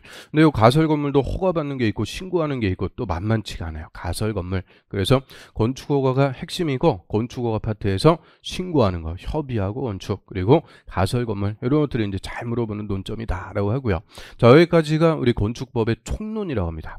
건물 건축 등을 할 때 건축 허가를 받아야 된다. 이게 이제 총론. 그런데 허가권자가 자기 맘대로 허가 내주고 그러는 거 아니겠죠? 이 건축법의 기준에 맞을 때만 허가를 내줍니다. 그래서 이 건축 기준이라고 해서 여기서부터는 이제 건축법 강론이라고 그래요. 강론. 이 건축 기준에 적합할 때 허가를 내주는데, 자, 건물 짓는 땅 대지 관련해서 각종의 이제 기준들이 쭉 나오게 되죠. 대지에 조경해라. 조경. 이 건물만 지으면 회색 도시 쌍막해지니까 꽃도 심고 나무도 심고 이 조경할 의무를 부과하는데요. 아주 잘 물어봐요. 그리고 공개 공지. 큰 건물일 때는 그 대지 같은 데 보면은 벤치라든지 소규모 휴식시설 이런 거 설치하고 일반인들에게 공개적으로 제공해주는 공터, 빈 땅을 공개 공지라고 불러갖고요. 이 조경하고 공개 공지는 그냥 아주 시험에 잘 물어보는 논점이다 이렇게 생각하시면 돼요. 또 접도무라는 게 실무에서는 아주 중요하죠. 자, 대지, 건물 짓는 땅 대지는 도로하고 접해 있어야 된다. 도로하고 붙어 있어야 돼요. 도로하고 붙어 있지 않은 땅을 맹지라고 부릅니다. 맹지, 눈먼 땅. 맹지라고 해서 이 맹지는 건물 지어봤자 출입이 안 돼요. 우리 남의 땅 함부로 다니고 그럴 수가 없죠. 그래서 맹지는 건축 자체가 안 됩니다. 허가 자체가 안 난다고 그래요. 그래서 이 맹지를 방지해서 건물의 출입 확보를 목적으로 대지는 도로하고 붙어 있어야 된다. 접도 의무라고 하고요. 그리고 이 건물 건축할 때 도로 쪽으로 막 넘어가서 도로 잠식하고 그러면 안 되겠죠. 교통에도 지장 주고 하니까 이런 이제 건물 건축할 순서는 건축선이라고 해서 건축선까지 이게 다 건물 짓는 땅 대지에 대한 건축 기준이다라고 합니다. 이 대지 관련해서 무조건 한 문제 이상 꼬박꼬박 출제됩니다. 아주 중요한 논점들이 되죠. 그 다음에 건축물 관련해서 기준이 먼저 건물의 구조 재료, 건물의 안전 기준이라든지 내진, 지진에 견딘다 그러죠. 내진 기준이라든지 이런 이제 건물의 구조나 재료에 관해서 우리 시험에 또 한 문제씩 물어보는데, 자, 얘가 건축법에서는 가장 어려운 파트예요. 구조 재료. 자, 이거 보면은 그냥 엄청 많아요. 엄청 막 숫자도 쏟아도 나오기 시작하고 엄청 많고 이 구조 재료 기준이 엄청 많습니다. 한 100여 개가 되는데 이걸 다 일일이 애워갖고 할 수가 없어요. 그래서 구조 재료 파트는 우리 시험에서 나왔던 것들만, 그것도 중요한 거 한 2번 이상 물어봤던 것들, 그런 거 위주로 할 수밖에 없지 이거 다 할 수도 없고 해봤자 의미도 없어요. 그래서 구조재료 파트는 요게 인간의 영역이 아니고 신의 영역이라고 그래. 신의 영역. 그냥 신의 영역 물어보면은 잘 찍고 신의 가호를 바랄 수밖에 없는데요. 그런데 이런 문제들을 찬찬히 이렇게 읽어보면은 말도 안 되는 것들이 있어요. 뭐 예를 들어갖고 예전에 소음 방지를 위한 경계벽 설치되는 건물이 아닌 것은, 그러면 소음 방지를 위해서 경계벽을 설치되는 거, 아무래도 좀 조용하고 이럴 필요가 있는 건물들은 소음 방지를 위해서 경계벽 같은 거 설치되죠. 그래서 뭐 단독주택이나 공동주택 이런 주택들은 다 소음 방지를 위해서 일정 기준에 따라 경계벽 설치를 해줘야 돼요. 그런데 상점이 그때 정답이었어요. 상점. 그럼 우리 상점 같은 거는 음악도 크게 틀어놓고 호객행위 이런 거 하기 위해서 소음 이런 거 당연히 발생할 수밖에 없죠. 그래서 상점, 그게 정답이었습니다. 그런 식으로 읽어보면서 우리가 관계법규라는 걸 공부하면서 마인드가 이제 어느 정도 생기는 거예요. 그런 마인드 갖고 한번 읽어보면 말도 안 되는 거 딱 찍는 거지. 그냥 무조건 또 모르는 거 나왔다고 무조건 그냥 찍고 신의 가호를 바라고 그러면 안 돼요. 한번 읽어보면은 말도 안 되는 것들이 있긴 있어요. 그런 것들이 정답으로 나옵니다. 그래서 아무튼 구조조류 파트가 이 건축법에서는 가장 어려운 파트다, 이렇게 얘기할 수가 있고요. 그래서 시험에 한 2번, 3번 반복적으로 나왔던 중요한 것들, 그런 거 위주로 공부를 합니다. 그 다음에 건물의 크기 제한하는 게 건폐율하고 용적률. 이 건폐율, 용적률 이런 것들은 이 부동산 중개할 때, 중개 같은 거 할 때는 반드시 알아야 되는 기본 개념인데요. 이 주택관리사는 건폐율하고 용적률이 뭐다, 기본적으로 개념 정도만 이해하시면 되고요. 이 건폐율하고 용적률 관련해 갖고 여기서 또 중요한 게 우리 시험에서 많이 나오는 게 면적, 충수, 높이, 이런 것들의 산정 방법, 면적과 높이, 충수 어떻게 산정할 거냐, 이 기준이 나오는데 그거는 우리 시험에 잘 물어봅니다. 면적과 높이, 충수 등의 산정 방법, 면적, 높이 등의 산정, 요거는 오늘 시간 되면 보도록 하고요. 그 다음에 건물의 높이를 제한하는 게 있죠. 건물의 높이 제한. 그래서 뭐 일조권, 햇빛 받는 권리, 일조권 등을 위해서 건물의 높이를 또 규제하고요. 자, 이런 것들은 이제 건축물 관련해서 건축 기준이다. 이 건축 기준에서 한 2문제씩 꼬박꼬박 출제가 됩니다. 그리고 기타 파트하고 뭐 특별 건축구역, 멋진 건물 건축하려고 특별히 지정을 한대요. 그다음 건축 협정을 체결할 수도 있고, 결합건축, 용적률을 통합 적용하는 결합건축이라는 거 할 수도 있고요. 뭐 이행 강제금, 건축 분쟁의 조정 해갖고 기타 이제 잡다구리한 거, 여기서 또 한 문제 정도씩 출제가 됩니다. 그래서 건축법 처음부터 끝까지 요 순서대로 우리가 이제 하나씩 배워 나가게 되죠. 자, 그러면 먼저 이제 건축법, 자, 총칙부터 한번 보겠습니다. 자, 제가 항상 수업할 때 순서는 PPT 가고 전체적인 내용을 한번 보여드리고 이제 교재 가지고 하나씩 설명을 해나가면서 나가도록 합니다. 자, 그래서 기본서 우리 한번 볼까요? 자, 건축법 총칙. 자, 옆에 이제 325페이지에 보시면은, 자, 재정 목적. 자, 이거부터 옛날에 또 물어봤어요. 자, 이 참 만만치가 않은데, 이 재정 목적까지 또 일반 상식적인 수준에서 물어본 거죠. 그래서 이 법은, 즉 건축법은 건물의 대지, 구조, 설비, 그리고 용도, 자, 이런 기준을 정해서 건물의 안전, 기능, 환경, 미관, 이걸 갖고 물어봤죠. 건물의 안전, 기능, 환경, 미관. 미관은 보기 좋게 하는 것을 미관이라고 그러죠. 향상시켜갖고 공공복리 증진, 이 공익에 증진하는 것을 목적으로 한다. 그래서 다 좋은 말입니다. 하여튼 대지, 구조, 설비, 용도 이런 것들 정해서 건물의 안전, 이게 첫 번째입니다. 안전, 그리고 기능, 환경, 미관 이런 것들 향상시켜보자 하는 목적으로 제정이 됐고요. 자, 그래서 이 건축법의 적용 범위에서 먼저 적용 대상물, 자, 건축법 적용하는 물건 크게 4가지 있다고 그랬죠. 건축물, 대지, 설비, 공작물. 자, 이렇게 4가지가 있는데, 자, 건축물부터 하나씩 보겠습니다. 자, 건축물의 의. 자, 건축물이란 뭐냐? 건축물이란 일단 토지에 정착하는 공작물을 얘기합니다. 토지에 정착하는 공작물.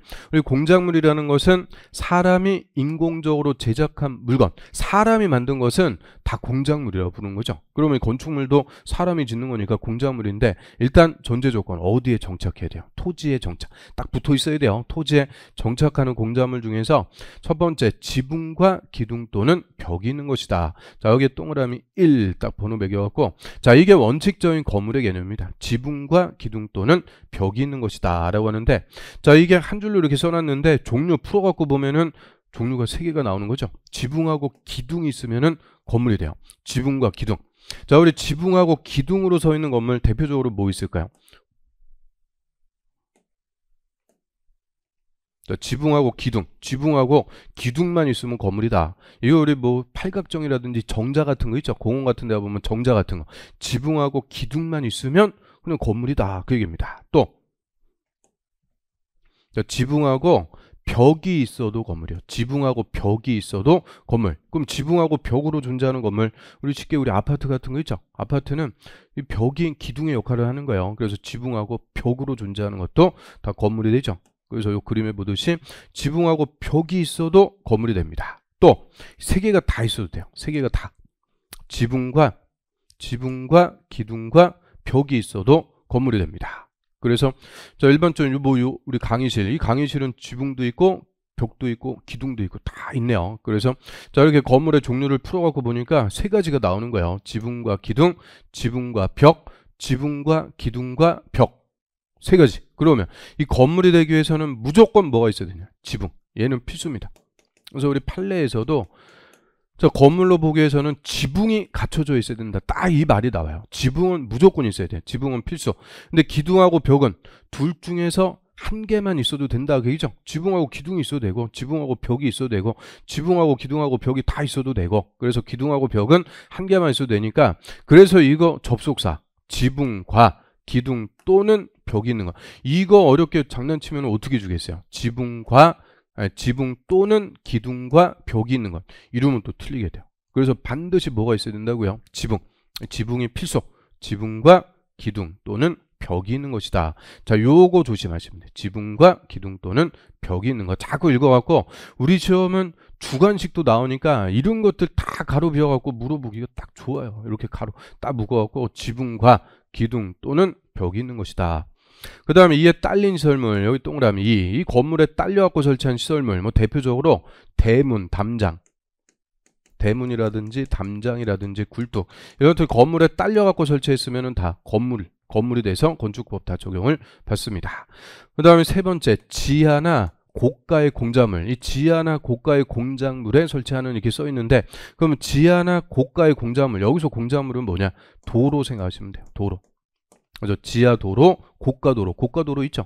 그래서 지하도로, 고가도로, 이런 지하나 고가에다 설치하는 사무소, 공연장, 점포, 차고, 창고. 자, 여기까지. 자, 그 밖에 대통령령으로 정하는 것은 없습니다. 그러면 우리 지하나 고가에 설치하는 사무소, 공연장, 점포, 차고, 창고, 이거 대표적으로 어떤 거 생각하시면 돼요? 강남역 지하도 상가에 점포들 쫙 늘어져 있죠. 그런 거 생각하시면 돼요. 지하도 상가에 점포라든지 뭐 지하에 있는 공연장이라든지 뭐 차고나 창고, 이런 것들도 다 건물로 따로 규정을 해서 다 건축물이다, 그 얘기입니다. 그럼 왜 따로 규정하고 있을까요? 원래 건축물은 전제 조건 토지에 정착하는 공작물이라고 그랬죠. 그런데 지하도 상가의 점포는 지하에 들어가 있으니까 토지에 정착하는 거는 아닌데 건물하고 똑같은 효용을 가지니까 건축물로 규정해서 건축법 다 적용하겠다, 그 얘기입니다. 그래서 지하나 고가에 설치하는 5개 사무소, 공연장, 점포, 차고, 창고. 그래서 1, 2, 3 이렇게 번호 매긴 거, 요 셋 중에서 하나라도 해당하면 건축물이다, 그 얘기입니다. 건축물에 해당하면 건축법 적용한다, 그 얘기죠. 그리고 건축물에 해당하면 건축법을 적용을 하는 건데, 자, 그런데 이 건축물이지만 건축법을 적용 안 하는 게 있어요. 건축법을 적용 안 하는 거. 자, 이게 올해 27회 때 그대로 한 문제입니다. 올해 그냥 기출문제죠. 그래서 건축법 적용 안 한대요. 다음에 해당하는 건물에는 이 법, 건축법을 적용하지 않는다. 그래서 건축물이지만 건축법을 적용 안 하니까 이거를 적용 배제라고 합니다. 우리 이제 올해 시험이 27회 시험이었어요. 우리 주택관리사 하는 시험이 연도에다 3 더하면 되죠. 3. 그래서 올해가 2024년이니까 3 더하면 27회. 여러분들이 준비하는 것은 2025년이니까 3 더하면 28회가 되는 거죠. 28회. 그래서 올해 이제 27회 때 딱 한 문제 그대로 그냥 물어봤는데요. 자, 1, 2, 3, 4, 5 5개니까 그대로 질문 물어보기가 좋다. 그래서 객관식으로 그대로 물어봤는데요. 자, 그러면 건축물이지만 이 건축법을 적용 안 한대요. 배제하는 건물. 자, 1번에 보니까 컨테이너를 이용한 간이 창고, 이게 이제 정답으로 나와서 1번으로 써놨는데 좀 법조문 순서가 좀 다른데요. 아무튼 순서대로 교재에 있는 대로 한번 보죠. 자, 컨테이너를 이용한 간이 창고입니다. 그런데 자, 이거는 가로에 보시면은 산업집적 활성화 및 공장 설립에 관한 법률, 줄여갖고 산업집적법이라고 그래요. 산업집적법에 따라서 공장 용도로만 사용하는 건물, 이 공장이죠. 공장의 용도로 사용하는 건물 대지에 설치하는 이동이 쉬운 것만. 그 우리 공장 부지, 넓은 공장 부지 한켠에 컨테이너 박스 쌓아놓고 창고로 쓰고 있더라. 그런 거 얘기하는 거예요. 그래서 공장의 부속물이기 때문에 이거는 산업집적법, 저 법률에 따라서 하는 거지 우리 건축법 적용하는 일반적인 건물 아니다. 그 얘기입니다. 컨테이너를 이용한 간이 창고, 공장 부지에 설치하는 이동이 쉬운 것. 요 가로까지 딱 봐야 돼요. 공장 부지 안에 이동이 쉬운 것.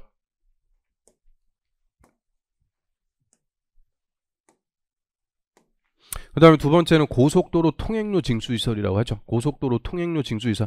이 쉽게 얘기해서 뭐예요? 톨게이트라고 그러죠. 도로의 부속물. 도로 한복판에 있으니까 일반적인 건물 아니죠. 그리고 세 번째, 철도나 궤도의 선로 부지에 있는 다음의 시설이다. 그래서 철도, 궤도는 원형으로 된 철도를 생각하시면 돼요. 원형으로 된 철도. 우리 대표적으로 뭐 있어요? 서울의 지하철 2호선 있죠? 원형으로 된 거. 그거를 궤도라고 불러요. 철도나 궤도의 선로 부지에 있는 시설로서 운전 보안시설. 이게 이제 기차 건너올목 같은데 이 차단시설 같은 거 있죠. 기차 들어올 때 땡땡땡땡 하면서 차단 시설 딱 내려가고 다 지나가면 올라가고 이런 운전 보안을 위한 시설들. 그리고 철도 선로 위아래를 가로지르는 보행시설. 뭐 육교 같은 거 있죠. 육교 같은 거. 그리고 플랫폼, 우리 기차기 들렸다 타는 플랫폼, 승강장. 그리고 급수하고 급탄하고 급유하는 시설. 그래서 이 네 개. 자, 얘들은 철도나 궤도의 선로 부지에 있는 거니까 이거는 철도법, 이 철도 관련 법에 따라서 설치하는 거지 일반적인 건물 아니다. 그죠? 건물처럼 보여도 건축법 적용하는 게 아니고 철도법이라든지 관련 법률에 따라 따로 설치를 합니다. 그리고 4번에 문화유산 보존 활용에 관한 법률, 문화유산법에 따른 지정 문화유산이든 임시정 문화유산이든 지정이든 임시정이든 문화유산. 자, 문화유산을 종전까지는 문화재라고 불렀어요. 문화재인데 요거를 이제 문화유산 이렇게 이름을 좀 바꿔갖고 부르죠. 문화유산. 그리고 뭐 천연기념물은 건물 아니니까 천연기념물 되고 그 밑에 보시면은 명승이라는 게 하나 더 있어요. 명승. 지정이든 임시정이든 명승이라는 것도 다 문화재하고 거의 비슷한 개념이에요. 우리 명승, 이 경치가 뛰어난 거예요. 역사적으로, 학술적으로 뭐 연구 가치가 있는 경치가 뛰어난 곳. 그 대표적으로 어디 있을까? 우리 저 양양의 낙산사 있죠. 낙산사의 의상대라든지 이런 데가 명승 이렇게 생각하시면 돼요. 그래서 뭐 법주사라든지 뭐 해인사라든지 이런 것들이 다 명승, 역사적이고 문화적으로 경치도 좋고 이렇게 학술적인 가치가 있는 것들을 명승이라고 부르는데요. 아무튼 문화재라든지 명승 이런 것들은 건축법 적용 안 한대요. 왜요? 문화재 같은 거 몇백 년 된 건물이죠. 몇백 년 된 거. 대표적으로 우리 남대문인데 남대문은 몇 년 전에 다 타버려갖고 하여튼 우리나라에서 제일 오래된 목조 건물 하면은 저 부석사의 무량수전이라고 그러죠. 무량수전. 우리 중고등학교 때 막 국사시험에 주관식으로 나오고 그랬던 건데 무량수전이 고려시대 때 지어져 갖고 한 800년 이상 된 목조 건물이에요. 목조 건물. 그럼 무량수전 이런 데 막 들어가서 밥 해 먹고 빨래하고 자고 그러는 거 아니죠? 이 문화재는 건물처럼 보여도 그냥 문화재예요. 문화재. 보호 대상. 문화유산으로서 보존하고 보호하는 거지 일반 건물이 아니다. 그래서 건축법을 적용을 안 하죠. 문화유산 보존 활용에 관한 법률, 문화유산법. 이 법률에 따라 철저하게 보존합니다. 그리고 자 5번에 하천법에 따른 하천구역 안에 수문 조작실이라고 해서 자 우리 4대강 사업하면서 강마다 이제 보를 딱 만들어놨죠. 보에서 물 흘려보내고 막아놓고 이런 수문 조작실 이거는 하천에 설치하는 하천의 부속물인 거지 일반적인 땅에다 설치하는 건물 아니죠. 그래서 하천의 부속물에 불과한 수문 조작실. 자 요것도 건축법 적용하지 않는다. 그래서 자 이런 것들 특히 크게 5가지는 건물처럼 보여도 건축법 적용을 안 한대요. 그래서 잘 물어보니까 자 일단 우리가 이제 이런 것들은 그냥 단순 암기 어떻게 보면 단순 암기. 그래서 단순 암기 할 것들은 그냥 외워주면 되는 거죠. 그래서 문화유산 할 때 문화, 그다음에 철도 할 때 철도, 그리고 고속도로 통행료 징수시설 할 때 고자, 그리고 컨테이너 할 때 컨자, 그리고 수문 조작실 할 때 수자 해갖고 순서가 좀 왔다 갔다 하는데요. 자 문화, 철도, 곡헌수 딱 이렇게 외우는 거죠. 자 문화, 철도, 곡헌수 이렇게 외우시면 돼요. 이거 우리 어렸을 때 만화 있죠. 은하철도 999 하듯이 문화철도, 곡헌수 이렇게 좀 컨자 때문에 조금 배리긴 배렸는데 아무튼 문화철도, 곡헌수. 그런데 자 조심할 거는 이렇게 문화철도, 곡헌수 한 5번 정도 읽어보면 입에 쫙쫙 붙어요. 그런데 조심하실 거는 요죠. 컨테이너를 위한 간이 창고. 자 이것만 딱 외웠다고 해서 못 맞히게 물어봐요. 요새는 컨테이너랑 간이 창고인데 어디에 공장 부지에 설치하는 이동이 쉬운 거라고 그랬죠. 요 가로를 또 우리 장난쳐갖고 물어봤으니까 하여튼 공장 부지에 이동이 쉬운 컨테이너로한 간이 창고다. 가로까지 확실하게 좀 보셔야 되고요. 그 다음에 철도나 궤도에 선로 부지에 있는 거 4개. 요것도 또 그대로 그냥 물어볼 수 있으니까 운전 보안, 보행, 플랫폼, 급수, 급탄, 급유설 확실하게 좀 정리를 해 두셔야 돼요. 그래서 오늘 이제 그림으로 한번 보면 자, 남대문이라든지 이런 거 있죠. 문화재, 문화유산이라든지 뭐 낙산사 같은 거, 명승, 문화유산 명승.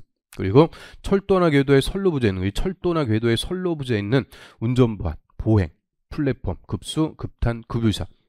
그리고 고속도로 통행료 징수시설 있죠. 톨게이트, 요 톨게이트. 그리고 컨테이너나 간이 창고, 공장 부재 이동이 쉬운 것.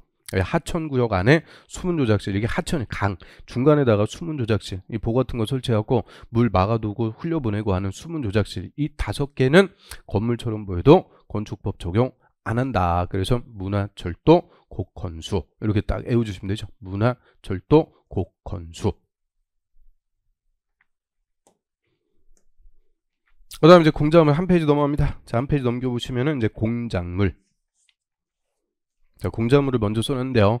우리가 이제 건축 설비하고 공작물하고, 자, 공작물은 건물하고 따로 축조해요. 여기 보면 건물하고 분리 축조. 건물하고 띄워버릴 수 있다. 건물과 분리 축조해서 건물의 효용을 높여주는 것들을 공작물. 그래서 얘는 건물하고 띄워버릴 수 있는 거니까 원칙적으로는 건축법 적용하는 대상이 아닌데, 자, 그런데 일정한 공작물 큰 거 있죠. 건물하고 다를 바 없는 큰 거, 이런 것들 축조하려면 축조 신고를 해서 건축법을 적용을 합니다. 그래서 건물하고 분리해서 축조하는 이 공작물 축조하려는 자는, 자, 특별자치시장, 특별자치도지사. 자, 이 사람들은 안 끼는 데가 없다 그랬죠. 그래서 그냥 가로 보고하고 신경 안 써도 돼요. 자, 시군 구청장에게 신고해야 된다. 제일 가까운 사람 기초지자체장, 시군 구청장에게 축조 신고를 해서 건축법을 적용하겠다. 그래서 신고하는 공작물이 밑에 보시면은 높이 2m 넘어갈 때, 4m 넘어갈 때, 5m 넘어갈 때, 6m 넘어갈 때 쫙 나와 있죠. 이거 뭐 단순 암기. 이게 올해 또 그대로 그냥 한 문제였죠. 27회 때 그대로 한 문제. 요 신고하는 공작물 요거 갖고 그대로 물어봤는데요. 그럼 신고하는 공작물 이런 단순 암기 이런 것들은 그냥 다 암기법이 있다고 그랬어요. 그냥 처음부터 하다 보면 단순하게 외워지니까 하나씩 하나 볼까요? 자, 먼저 높이 2, 4, 6, 8 이렇게 순서대로 맞춰갖고 써놨으니까 순서대로 우리 한번 보죠. 자, 높이가 2m를 넘는, 여기서 넘는으로 돼 있죠. 요 넘는의 의미는 다 초과를 얘기해요. 초과하는 2m까지는 해당사 없는 거예요. 2m를 초과하는 옹벽하고 담장, 옹벽이나 담장 애들은 2m를 초과할 때는 축조 신고를 해야 돼요. 축조 신고를 해서 옹벽 담장 축조합니다. 시군구청장한테 신고해라. 그래서 2m 초과하는 옹벽하고 담장. 그럼 옹담. 아, 이거 말 안 되니까 우리가 2m 초과할 때는 2다오 이렇게 정리하는 거죠. 담장하고 옹벽 받침 딱 빼갖고 2다5 일단 2다5. 그 다음에 4m를 넘는 4m 초과하는 광고탑, 광고판, 장식탑, 기념탑, 첨탑. 얘가 올해는 정답이었어요. 첨탑은 교회 첨탑 있죠. 교회 삐죽이 올라간 거 첨탑. 그거 생각하시면 돼요. 그럼 다 똑같은 개념이죠. 광고탑이든 장식탑이든 기념탑이든 첨탑이든 얘들은 다 4m를 초과할 때는 축조 신고를 해줘야 돼요. 그래서 4m 초과할 때 광고탑 딱 나오니까 앞글 졌다 갖고 사광.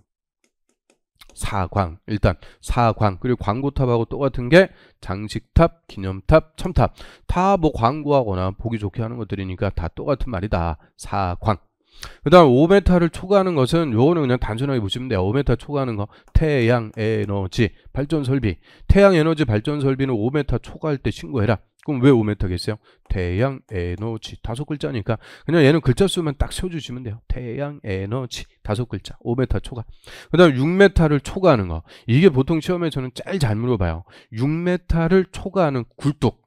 그 다음에 골프 연습장 등 운동시설을 위한 철탑. 주거 상업지역에 설치하는 통신용 철탑. 그럼 굴뚝하고 철탑인 거죠. 굴뚝하고 철탑. 그럼 우리 굴뚝은 높이가 6m를 초과할 때는 신고하는 공작물이다. 그 얘기죠. 왜 그럴까요? 자, 굴뚝이 이렇게 우리 그림으로 한번 보면, 자, 공장 같은데 이렇게 굴뚝이 이렇게 있죠. 굴뚝에서 연기가 어떻게 나와요? 연기가 이렇게 나오죠. 그러니까 굴뚝은 얼마냐? 6m를 초과. 그래서 굴뚝, 그리고 굴뚝하고 같은 게 철탑이니까 이 철탑하고 첨탑하고는 또 달라요. 그래서 6m를 초과하는 게 굴뚝. 굴뚝은 이거 한번 봤으면 죽어도 안 까먹겠죠. 그런데 굴뚝하고 또 뭐도 있다? 철탑. 그래서 6, 굴, 철. 자, 굴하지 않는 철통 같은 마음으로 공부하시면 다 합격합니다. 그래서 6굴철. 하여튼 굴뚝 6m. 똑같은 게 철탑이니까 6굴철. 6굴철. 이렇게 따로 좀 정리를 해 두셔야 돼요. 그 다음 8m를 초과할 때는 고가수조. 고가수조는 물탱크 얘기합니다. 물탱크. 물탱크 같은 거 또 높은 것도 있어요. 그럼 8m를 초과하는 고가수조니까 8m를 초과하는 게 고가수조. 8고. 그럼 여기서 일단 우리가 딱 나오는 거죠. 자, 고수톱 치는데 고수톱 치는데 사광 들어왔어요. 나한테 사광이 들어왔다. 비광 하나 빼고 다 들어왔다. 그럼 사광 들었어요. 사광 들었다고 좋다고 고 불러갖고 치다가 앞에서 톡톡 다 끊어 먹으면 또 다 내주고 광박에 피박 다 쓰는 거예요. 그래서 사광 들면 제일 좋은 게 뭐예요? 광 파는 거죠. 사광 팔고. 광값으로 뭐다? 이더. 사광 팔고 이더. 끝나는 거예요. 그래서 사광 팔고 이더. 그 다음에 6굴철. 그래서 2, 4, 6, 8. 뭐 중요한 것들 다 우리가 정리를 해봤습니다. 2, 4, 6, 8 이런 식으로. 그래서 처음에는 좀 어색할지 몰라도 하다 보면 그냥 입에 쫙쫙 붙어요. 사광 팔고 이더. 굴뚝은 얼마라고요? 6굴철. 그리고 태양 에너지는 태양 에너지 5글자니까 5m를 초과. 그래서 다 초과하는 건데, 자, 그런데 얘는 높이가 8m 이하인 기계식 철골 조립식 주차장으로서 외벽이 없는 거. 우리 마트 같은 데 이런 데 보면은 옆에 공터 같은데 철골 조립식 주차장, 철골 조립해갖고 주차장 뭐 이런 거 볼 수가 있죠. 그런 주차장 같은 거, 뭐 기계식 주차장이든 철골 조립식 주차장이든 얘들은 또 8m 이하요. 넘는 게 아니고 이하. 8m 이하. 그럼 8m 넘어가면 초과하면 그때부터는 원칙대로 주차장법을 적용. 그래서 8m 이하인 주차장이니까 얘가 아주 독특해요. 그래서 주차장은 8m 이하. 주차장은 8m 이하니까 여기서 이제 첫 번째 친구 나오는 거죠. 주파리. 주차장은 8m 이하입니다. 주차장은 8m 이하. 주파리. 이렇게 정리를 해주시면 돼요. 주파리. 그 다음에 바닥 면적 30제곱미터를 넘는 초과하는 지하대표. 우리 이제 지하대표 같은 거 있죠. 또 북한에서 또 우리는 휴전 상태. 그래서 옛날에는 건물마다 의무적으로 지하대표 딱 설치를 하도록 해서 방공호라고 불렀죠. 방공호. 그 지하대표가 바닥 면적 30제곱미터를 초과할 때는 또 신고하라는 거예요. 축조 신고. 그럼 얘는 또 어떻게 정리할 거냐? 자, 바닥 면적 30제곱미터 초과하는 지하대표 바지 30. 바지 30. 딱 이렇게 정리를 해주시면 되죠. 이게 상당히 어려운 암기법입니다. 자, 이거 바지 30 입기가 쉽지가 않아요. 우리 젊었을 때는 막 28 막 이런 거 입었는데 요새는 30 입는 것도 상당히 어렵죠. 한 32 정도? 그 정도 입는데 그래서 바지 30. 이렇게 정리하시면 돼요. 바닥 면적 30 초과하는 지하대표 바지 30. 그래서 여기까지. 이런 것들은 뭐 논리가 있고 그러는 게 아니고 그냥 단순 암기. 그리고 시험에서도 1, 2, 3, 4, 5 물어보기 딱 좋아요. 딱 좋으니까 쫙 물어볼 수밖에 없죠. 그래서 아무튼 암기법 그냥 처음에 기초 강의부터 기본 강의부터 다 말씀드렸으니까 이제 1년 내내 이거 이렇게 애워주면은 요거 물어봤다. 틀리라고 내는 거 아니죠. 땡큐 한 거예요. 땡큐. 그래서 자, 일단 사광 팔고 이다오 6굴철. 태양 에너지는 5글자 5m 초과. 그리고 주차장은 8m 초과가 아니고 이하. 주차장은 8m 이하. 주파리. 그리고 바지 30 해갖고 딱 정리를 해드렸어요. 요 순서대로 그대로 이렇게 애우시면은 공자문 이런 거 물어봤다. 그냥 선물 같은 문제입니다. 자, 그래서 밑에 보시면은 올해 문제, 기출문제 그대로 써놨죠. 27회 올해 기출문제인데요. 자, 업무라고 분리축조할 때 시군구청장한테 신고하는 공작물이 아닌 것은, 자, 1번에 높이가 3m 첨탑 딱 나왔어요. 그럼 우리 첨탑도 이렇게 물어봐갖고 요거 당황하시고 그러면 안 돼요. 얘는 뭐하고 똑같은 거라고 그랬어요? 광고탑, 장식탑, 기념탑, 첨탑 다 똑같은 거라고 그랬죠. 그래서 사광 4m를 초과. 그래서 3m짜리면은 얘는 신고하는 공작물이 아니다. 1번 바로 정답. 이런 게 그냥 단순한 거, 단답식. 이런 문제는 반드시 맞춰줘야 돼요. 반드시. 우리 연습했죠. 그리고 철탑. 철탑은 뭐였어요? 6굴철. 굴뚝하고 철탑은 6m 초과, 8m니까 6m 초과 맞죠? 그리고 태양 에너지 얘는 5글자니까 얼마? 5m를 초과, 6m짜리니까 초과하는 거 맞죠?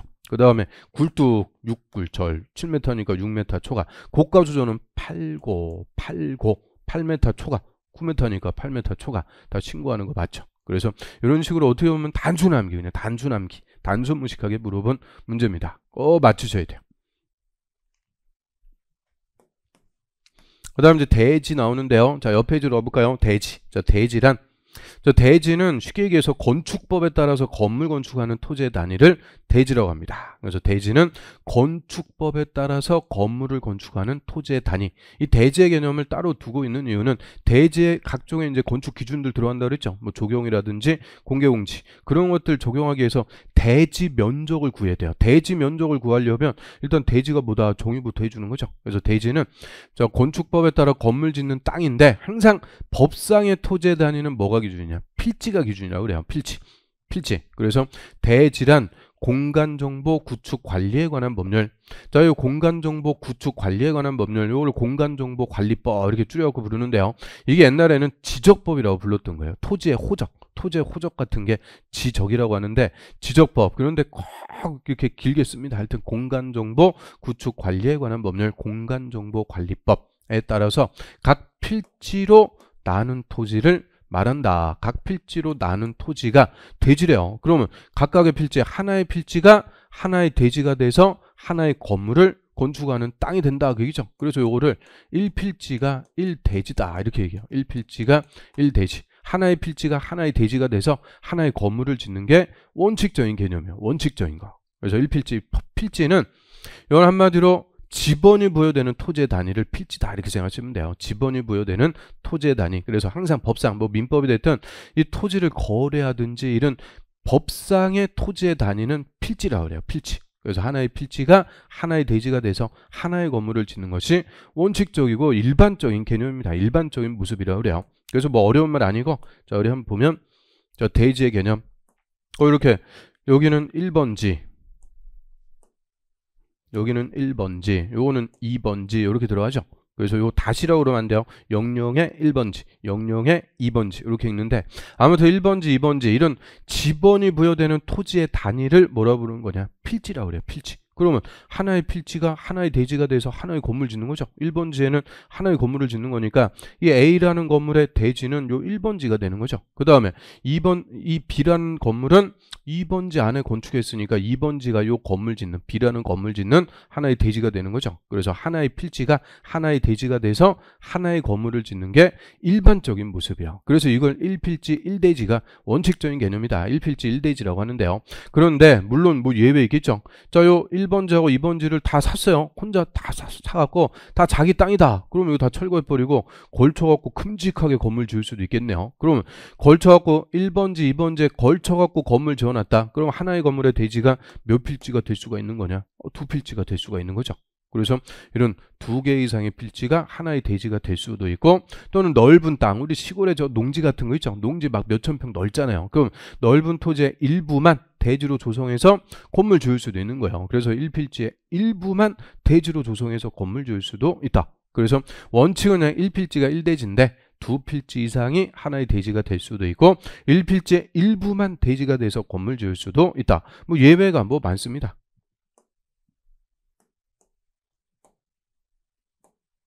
자, 그래서 원칙적으로 하나의 필지가 하나의 대지가 돼서 하나의 건물 짓는 게 원칙적인 개념이요. 원칙적인 일반적인 모습인데 자, 다만 뭐 일정한 경우에는 2개 이상의 필지를 하나의 대지로 해서 쭉 2필지 이상의 하나의 건물 지을 수도 있고 또 1필지의 일부, 뭐 하나 이상이라고 그랬으니까 1필지의 일부를 하나의 대지로 해서 넓은 땅이면은 일부만 대지로 해서 건물 지을 수도 있다. 얘는 있다 없다 이거 갖고 물어보는 거니까 있다. 그래서 원칙은 하나의 필지가 하나의 대지, 그런데 2개 이상의 필지가 하나의 대지가 될 수도 있고 1필지의 일부가 하나의 대지가 될 수도 있다. 뭐 그 정도 보시면 되는 거죠. 그래서 밑에 보면 또 쫙 나오는데요. 0이라고 표현하는 게 우리 이제 보면은 교재 보면은 여기 법이라고 써 있죠. 법 2조 1항 1호 이렇게 나오는데 법은 이제 건축법, 그리고 0이라고 써 있는 거는 건축법 시행령. 항상 법 영을 같이 공부한다 그랬죠. 그래서 대통령령에서 규정하는 뭐 지엽적인 것들이니까 이거는 어느 정도 좀 개념이 된 다음에 보시면 돼요. 그래서 요것만 있다 없다 요거 갖고 장난치니까 있다. 그래서 2개 이상이 하나의 대지가 될 수도 있고 1필지의 일부가 하나의 대지가 될 수도 있다. 뭐 그 정도. 넘어갑니다. 자, 그럼 이제 기출문제 또 작년 문제 써놨는데요. 작년에 그래서 이 건축물 개념에서만 그냥 2문제, 적용 대상물에서만. 자, 작년 문제 한번 볼까요? 건축법에 적용 제외 건물이 아닌 것은, 그럼 건축법 적용 제외 건물 우리 어떻게 외웠어요? 문화, 철도, 고, 건, 수 이렇게 외우라고 그랬죠. 자, 문화, 철도, 고, 건, 수. 자, 문화자가 어디 있을까요? 문화자. 눈을 치고 봐도 없네요. 자, 문화재라고 그랬죠. 문화재하고 똑같은 게 명승이라고 그랬죠. 명승. 양양의 낙산사, 뭐 이런 거, 낙산사. 그런 것들이니까 명승도 다 문화재와 똑같은 거예요. 그래서 꼭 이 문화재라고 안 주고 꼭 어려운 거 줬는데 명승. 그 다음에 철도 관련해서 철도나 궤도에 선로 부재에 있는 운전보안시설, 보행시설, 플랫폼, 급수, 급탄, 급유시설 이런 것들 철도의 부속물에 불과하다고 그랬죠. 그리고 고자가 고속도로, 통행료, 징수시설. 컨자는 컨테이너를 이용한 간이 창고. 그러면 컨테이너를 이용한 간이 창고. 좋았는데. 그리고 숫자는 수문 조작실이라고 그랬죠. 하천구역 안에 수문 조작실. 그러면 다 맞는 것 같아요. 또 문화철도 고건수 해갖고 이거 4번 갖다 찍고 그러면 안 됐다는 거예요. 자, 4번이 이게 딱 함정이에요. 문화재하고 똑같은 게 명승. 그래서 5번 한 보니까 자, 컨테이너를 이용한 간이 창고인데 산업 집적 활성화 공장 설립에 관한 법률에 따른 공장 용도가 아닌 건물의 대지. 이게 틀린 거죠. 공장 부지에 설치하는 이동이 쉬운 컨테이너로 이용한 간이 창고. 그러니까 이거 가로에 아까 있던 거 그냥 싹 장난쳐갖고 물어봤다 그 얘기죠. 그러니까 정확하게 알아야 된다는 거예요. 정확하게. 그래서 공장 부지에 이동이 쉬운 컨테이너로 이용한 간이 창고. 그래서 이거는 조금 난이도가 있게 물어본 문제죠. 조금 난이도가 있게 물어본 문제인데 그래도 이 정도는 충분히 우리가 맞춰주셔야 돼요. 문화, 철도, 고건수. 자고 이렇게 외우고 하나씩 문제 풀면서 정확하게 이제 의미 잡고 그러면서 하나씩 배워나가는 거죠. 이런 거는 뭐 단순 암기입니다. 어떻게 보면. 자, 넘어갈게요. 그 다음에 옆 페이지 볼까요? 건축 설비. 자, 건축 설비는 자, 건축물하고 딱 일체를 이루는 거죠. 건물하고 일체 분리할 수가 없어요. 일체를 이루어서 건물의 효용을 높여준다. 건물의 효용, 이용 가치를 높여주는 것을 건축 설비라고 합니다. 그럼 우리 좀 전에 봤던 공작물 있죠. 공작물은 건물하고 분리축조, 건물하고 띄워버릴 수도 있어요. 분리축조해서 건물의 효용을 높여주면은 공작물이라고 그래요. 그래서 일체를 이루어서 효용을 높여주면 설비, 분리축조해서 효용을 높여주면 공작물. 그래서 이 건축 설비는 건물하고 딱 일체를 이룬다 그랬으니까 건물에 설치하는 전기, 전화, 뭐 초고속 정보통신, 인터넷이죠. 그다음에 지능형 홈 네트워크, 뭐 유비쿼터스라고 그러죠. 가스, 급수, 배수, 환기, 난방, 소화 설비, 이 스프링클러 같은 거 있죠. 소화 설비, 배연 설비, 뭐 이런 것들이 있고, 그다음에 굴뚝 승강기. 자, 요 승강기. 자, 이게 대표적인 건축 설비입니다. 우리 엘리베이터 건물하고 띄워버리면은 아무 의미가 없는 거죠. 건물하고 딱 일체를 이루어서 건물의 효용을 높여준다. 승강기. 요 승강기까지 맨날 보니까 요 또 피레침 요거 갖고 그냥 또 허를 찔러 갖고 물어봤어요. 왜 피레침이라는 게 뭐예요? 피레침. 옥상에 설치해갖고 번개를 유도하는 거죠. 번개를 유도하기 위해서 저 건물의 옥상에 설치하는 게 피레침. 이게 뭐 미국의 프랭클린인가 그 사람이 발명했다고 그러죠. 자, 피레침도 있고 하여튼 뭐 안테나, 뭐 유선 방송, 수신 시설, 저수조도 있고 방범 시설, 뭐 CCTV 같은 거 이런 것들이 다 건축 설비가 됩니다. 그래서 승강기, 피레침 이런 것들이 대표적인 건축 설비. 이런 것들 대부분 우리 저 주택법으로 하면은 부대이설이라고 불러요. 부대이설. 주택에 딸린 거 부대이설. 자, 여기까지 이제 적용 대상물 4가지. 건축물, 대지, 설비, 공작물, 적용 대상물 봤고요. 그 다음에 두 번째 적용 대상 행위입니다. 적용 대상 행위. 자, 건축법 적용하는 행위 크게 3가지 있다고 그랬어요. 건축, 대선, 용도 변경. 이 적용 대상 행위는 가장 기본 중에 기본입니다. 그래서 3가지 건축, 대선, 용도 변경. 이런 말들은 반드시 우리가 알아야 돼요. 가장 기본적인 개념들이죠. 자, 그럼 먼저 이 PPT 보고 한번 설명해 볼게요. 자, 건축부터 하나씩 보겠습니다. 자, 우리 건축이라고 할 때는 신축, 중축, 개축, 재축, 이축 그러면 틀려. 나머지 다 축인데 얘만 이전이라고 합니다. 이전. 이축 이런 말 없어요. 그래서 신축, 중축, 개축, 재축, 이전. 이 5개를 건축이라고 합니다. 건축. 그럼 그 중에서 신축. 자, 신축 한번 볼까요? 신축은 새로울 신자. 새로 짓는 거죠. 새로 축조한다. 그래서 건물이 없는데, 건물이 없는데 새로 건물을 축조한대요. 그럼 건물이 없는 땅에 새로 짓는 거, 새 건물 짓는 거니까 이게 신축. 그런데 2개가 더 있습니다. 자, 부속 건축만 있는 대지. 부속 건축물은 주된 건물이 아니고 부속되는 건물, 헛간, 광, 변소 같은 거 있죠. 변소 하나 딸랑 있는 땅에다가 새로 주된 건물을 지었대요. 주된 건물을 축조. 그럼 여기서 주된 건물은 주택 같은 거 생각하시면 되죠. 변소 하나만 딸랑 있던 땅에 주택 같은 주된 건물을 지었다. 그것도 뭐냐? 신축이라고 그래요. 여기서 키워드는 요거예요. 주된 건물을 축조했다. 그러면 신축. 주된 건물을 축조. 그럼 새로 짓는 거죠. 신축. 그 다음에 기존 건물이 해체나 멸실. 해체는 예전에 철거라고 표현했어요. 철거.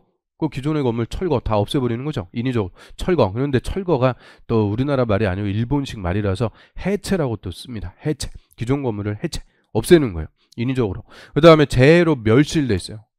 뭐 태풍이라든지 산사태, 홍수 이런 재해로 멸실됐다. 산불 뭐 이런 재해로 멸실됐다. 그래서 기존 건물이 해체나 멸실된 대지에서 종전 규모를 초과해서 짓게 되면 요것도 신축한다 그래요. 종전 규모를 초과해서 축조했다. 여기서는 초과해서 축조하게 되면 요것도 신축, 새로 짓는 거다.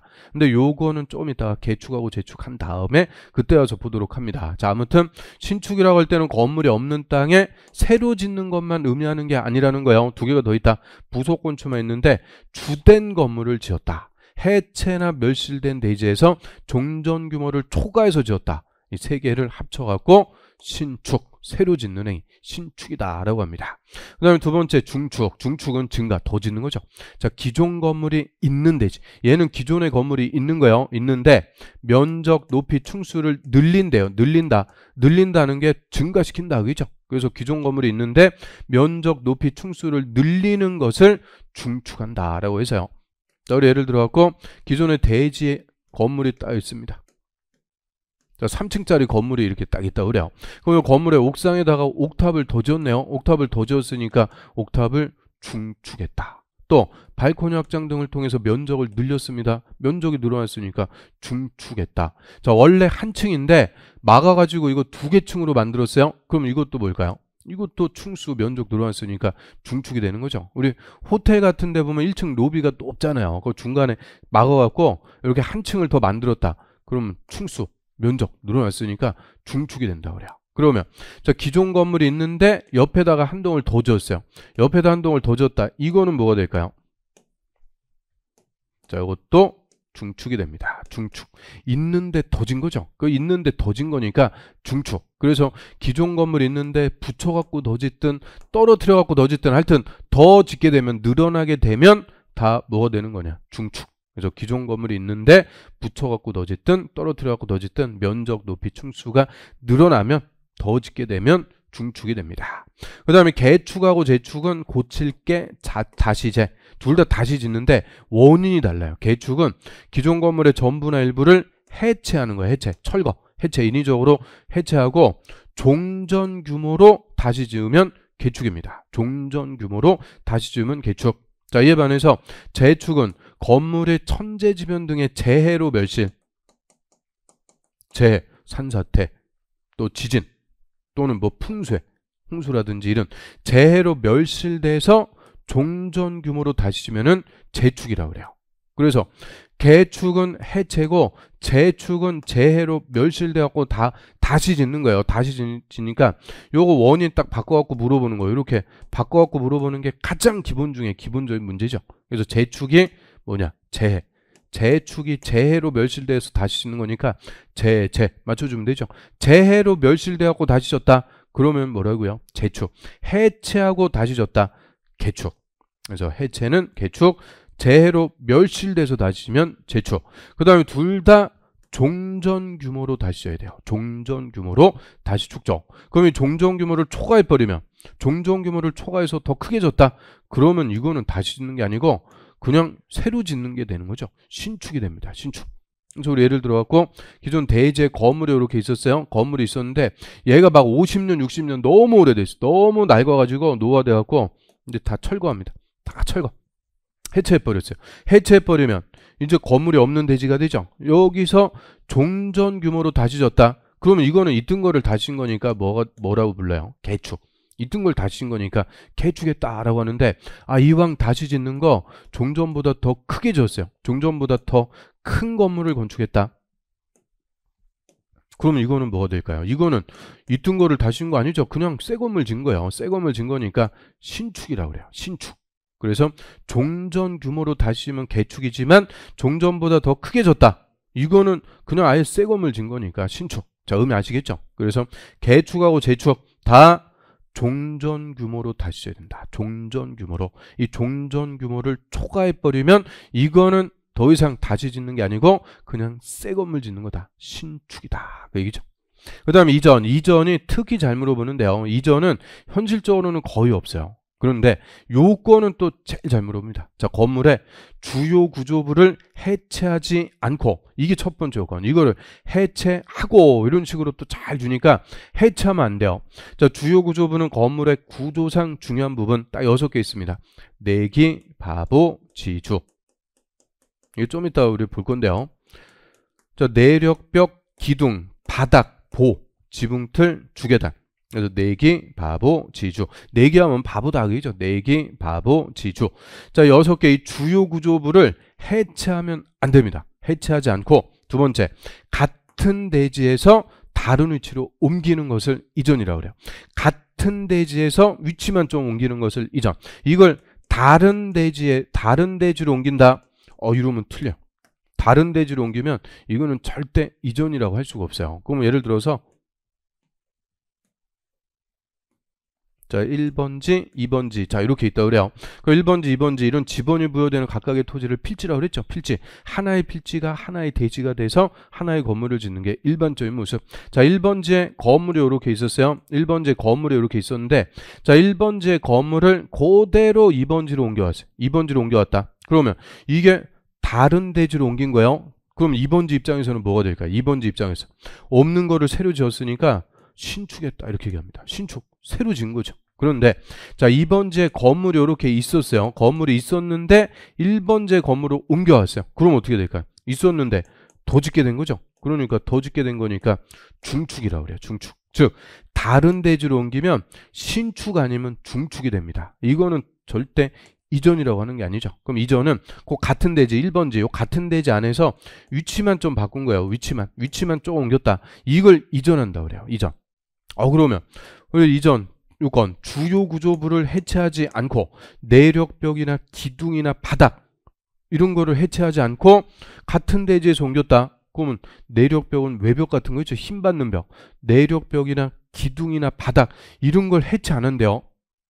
그럼 이 건물 일반적인 건물 해체 안 하고 옮긴다. 막 뽑아갖고 옮겨요? 이거 안 되죠. 그래서 일반적인 건물은 이전이라는 개념이 없습니다. 다 땅 밑에 기초공사가 들어가니까 옮길래 옮길 수가 없죠. 그래서 요거는 기초공사가 없는 이동식 건물 같은 거 있죠. 뭐 컨테이너 같은 거 이용해서 이동식 구조의 건물 같은 거 그런 것들 옮기는 거 그걸 이전이라고 그래요. 이전. 그래서 주요 구조부를 해체하고 그러면 안 돼요. 해체하지 않고 같은 대지에서 위치만 조금 옮기는 것을 이전한다. 그래서 두 가지 중에서 또 한 개 장난쳐갖고 잘 물어보니까 아무튼 이전까지. 자, 요 5가지 행위를 우리가 건축이라고 합니다. 건축하면은 신축만 있는 게 아니고 신축, 중축, 개축, 재축, 이전. 그럼 이 중에서도 가장 개념이 큰 거는 당연히 뭐겠어요? 신축이죠. 신축. 얘가 개념이 제일 큰 거예요. 없는 거를 새로 짓는 거니까 현상 변화가 제일 크죠. 그 다음에 더 짓는 거 중축. 개축하고 재축은 원래 있던 거를 종전 규모로 다시 지니까 현상 변화가 거의 없어요. 이전은 그냥 위치만 좀 바꿔주는 거니까. 그래서 건축이라도 내려 갈수록 개념이 작아지는 거예요. 가장 큰 행위가 신축, 다음이 중축, 개축, 재축, 이전. 그래서 이 개념에서 신축이라는 걸 할 수 있대요. 제일 큰 거. 신축을 할 수 있으면 중축, 개축 이런 건 당연히 할 수 있다. 중축을 할 수 있다 그래요. 그러면 개축, 재축 이런 건 할 수 있는데 뭐는 안 되냐? 신축은 안 된다. 그 얘기입니다. 그래서 순서 그대로 신, 증, 개, 재, 이. 신증, 계제, 이 내려갈수록 건축이라도 더 작아지는 개념이 되는 거죠. 신증, 계제, 이 5개를 우리가 건축이라고 합니다. 일단 여기까지 하고요. 좀 쉬었다가 교재 보고 확인을 하겠습니다. 좀 쉬었다 하겠습니다.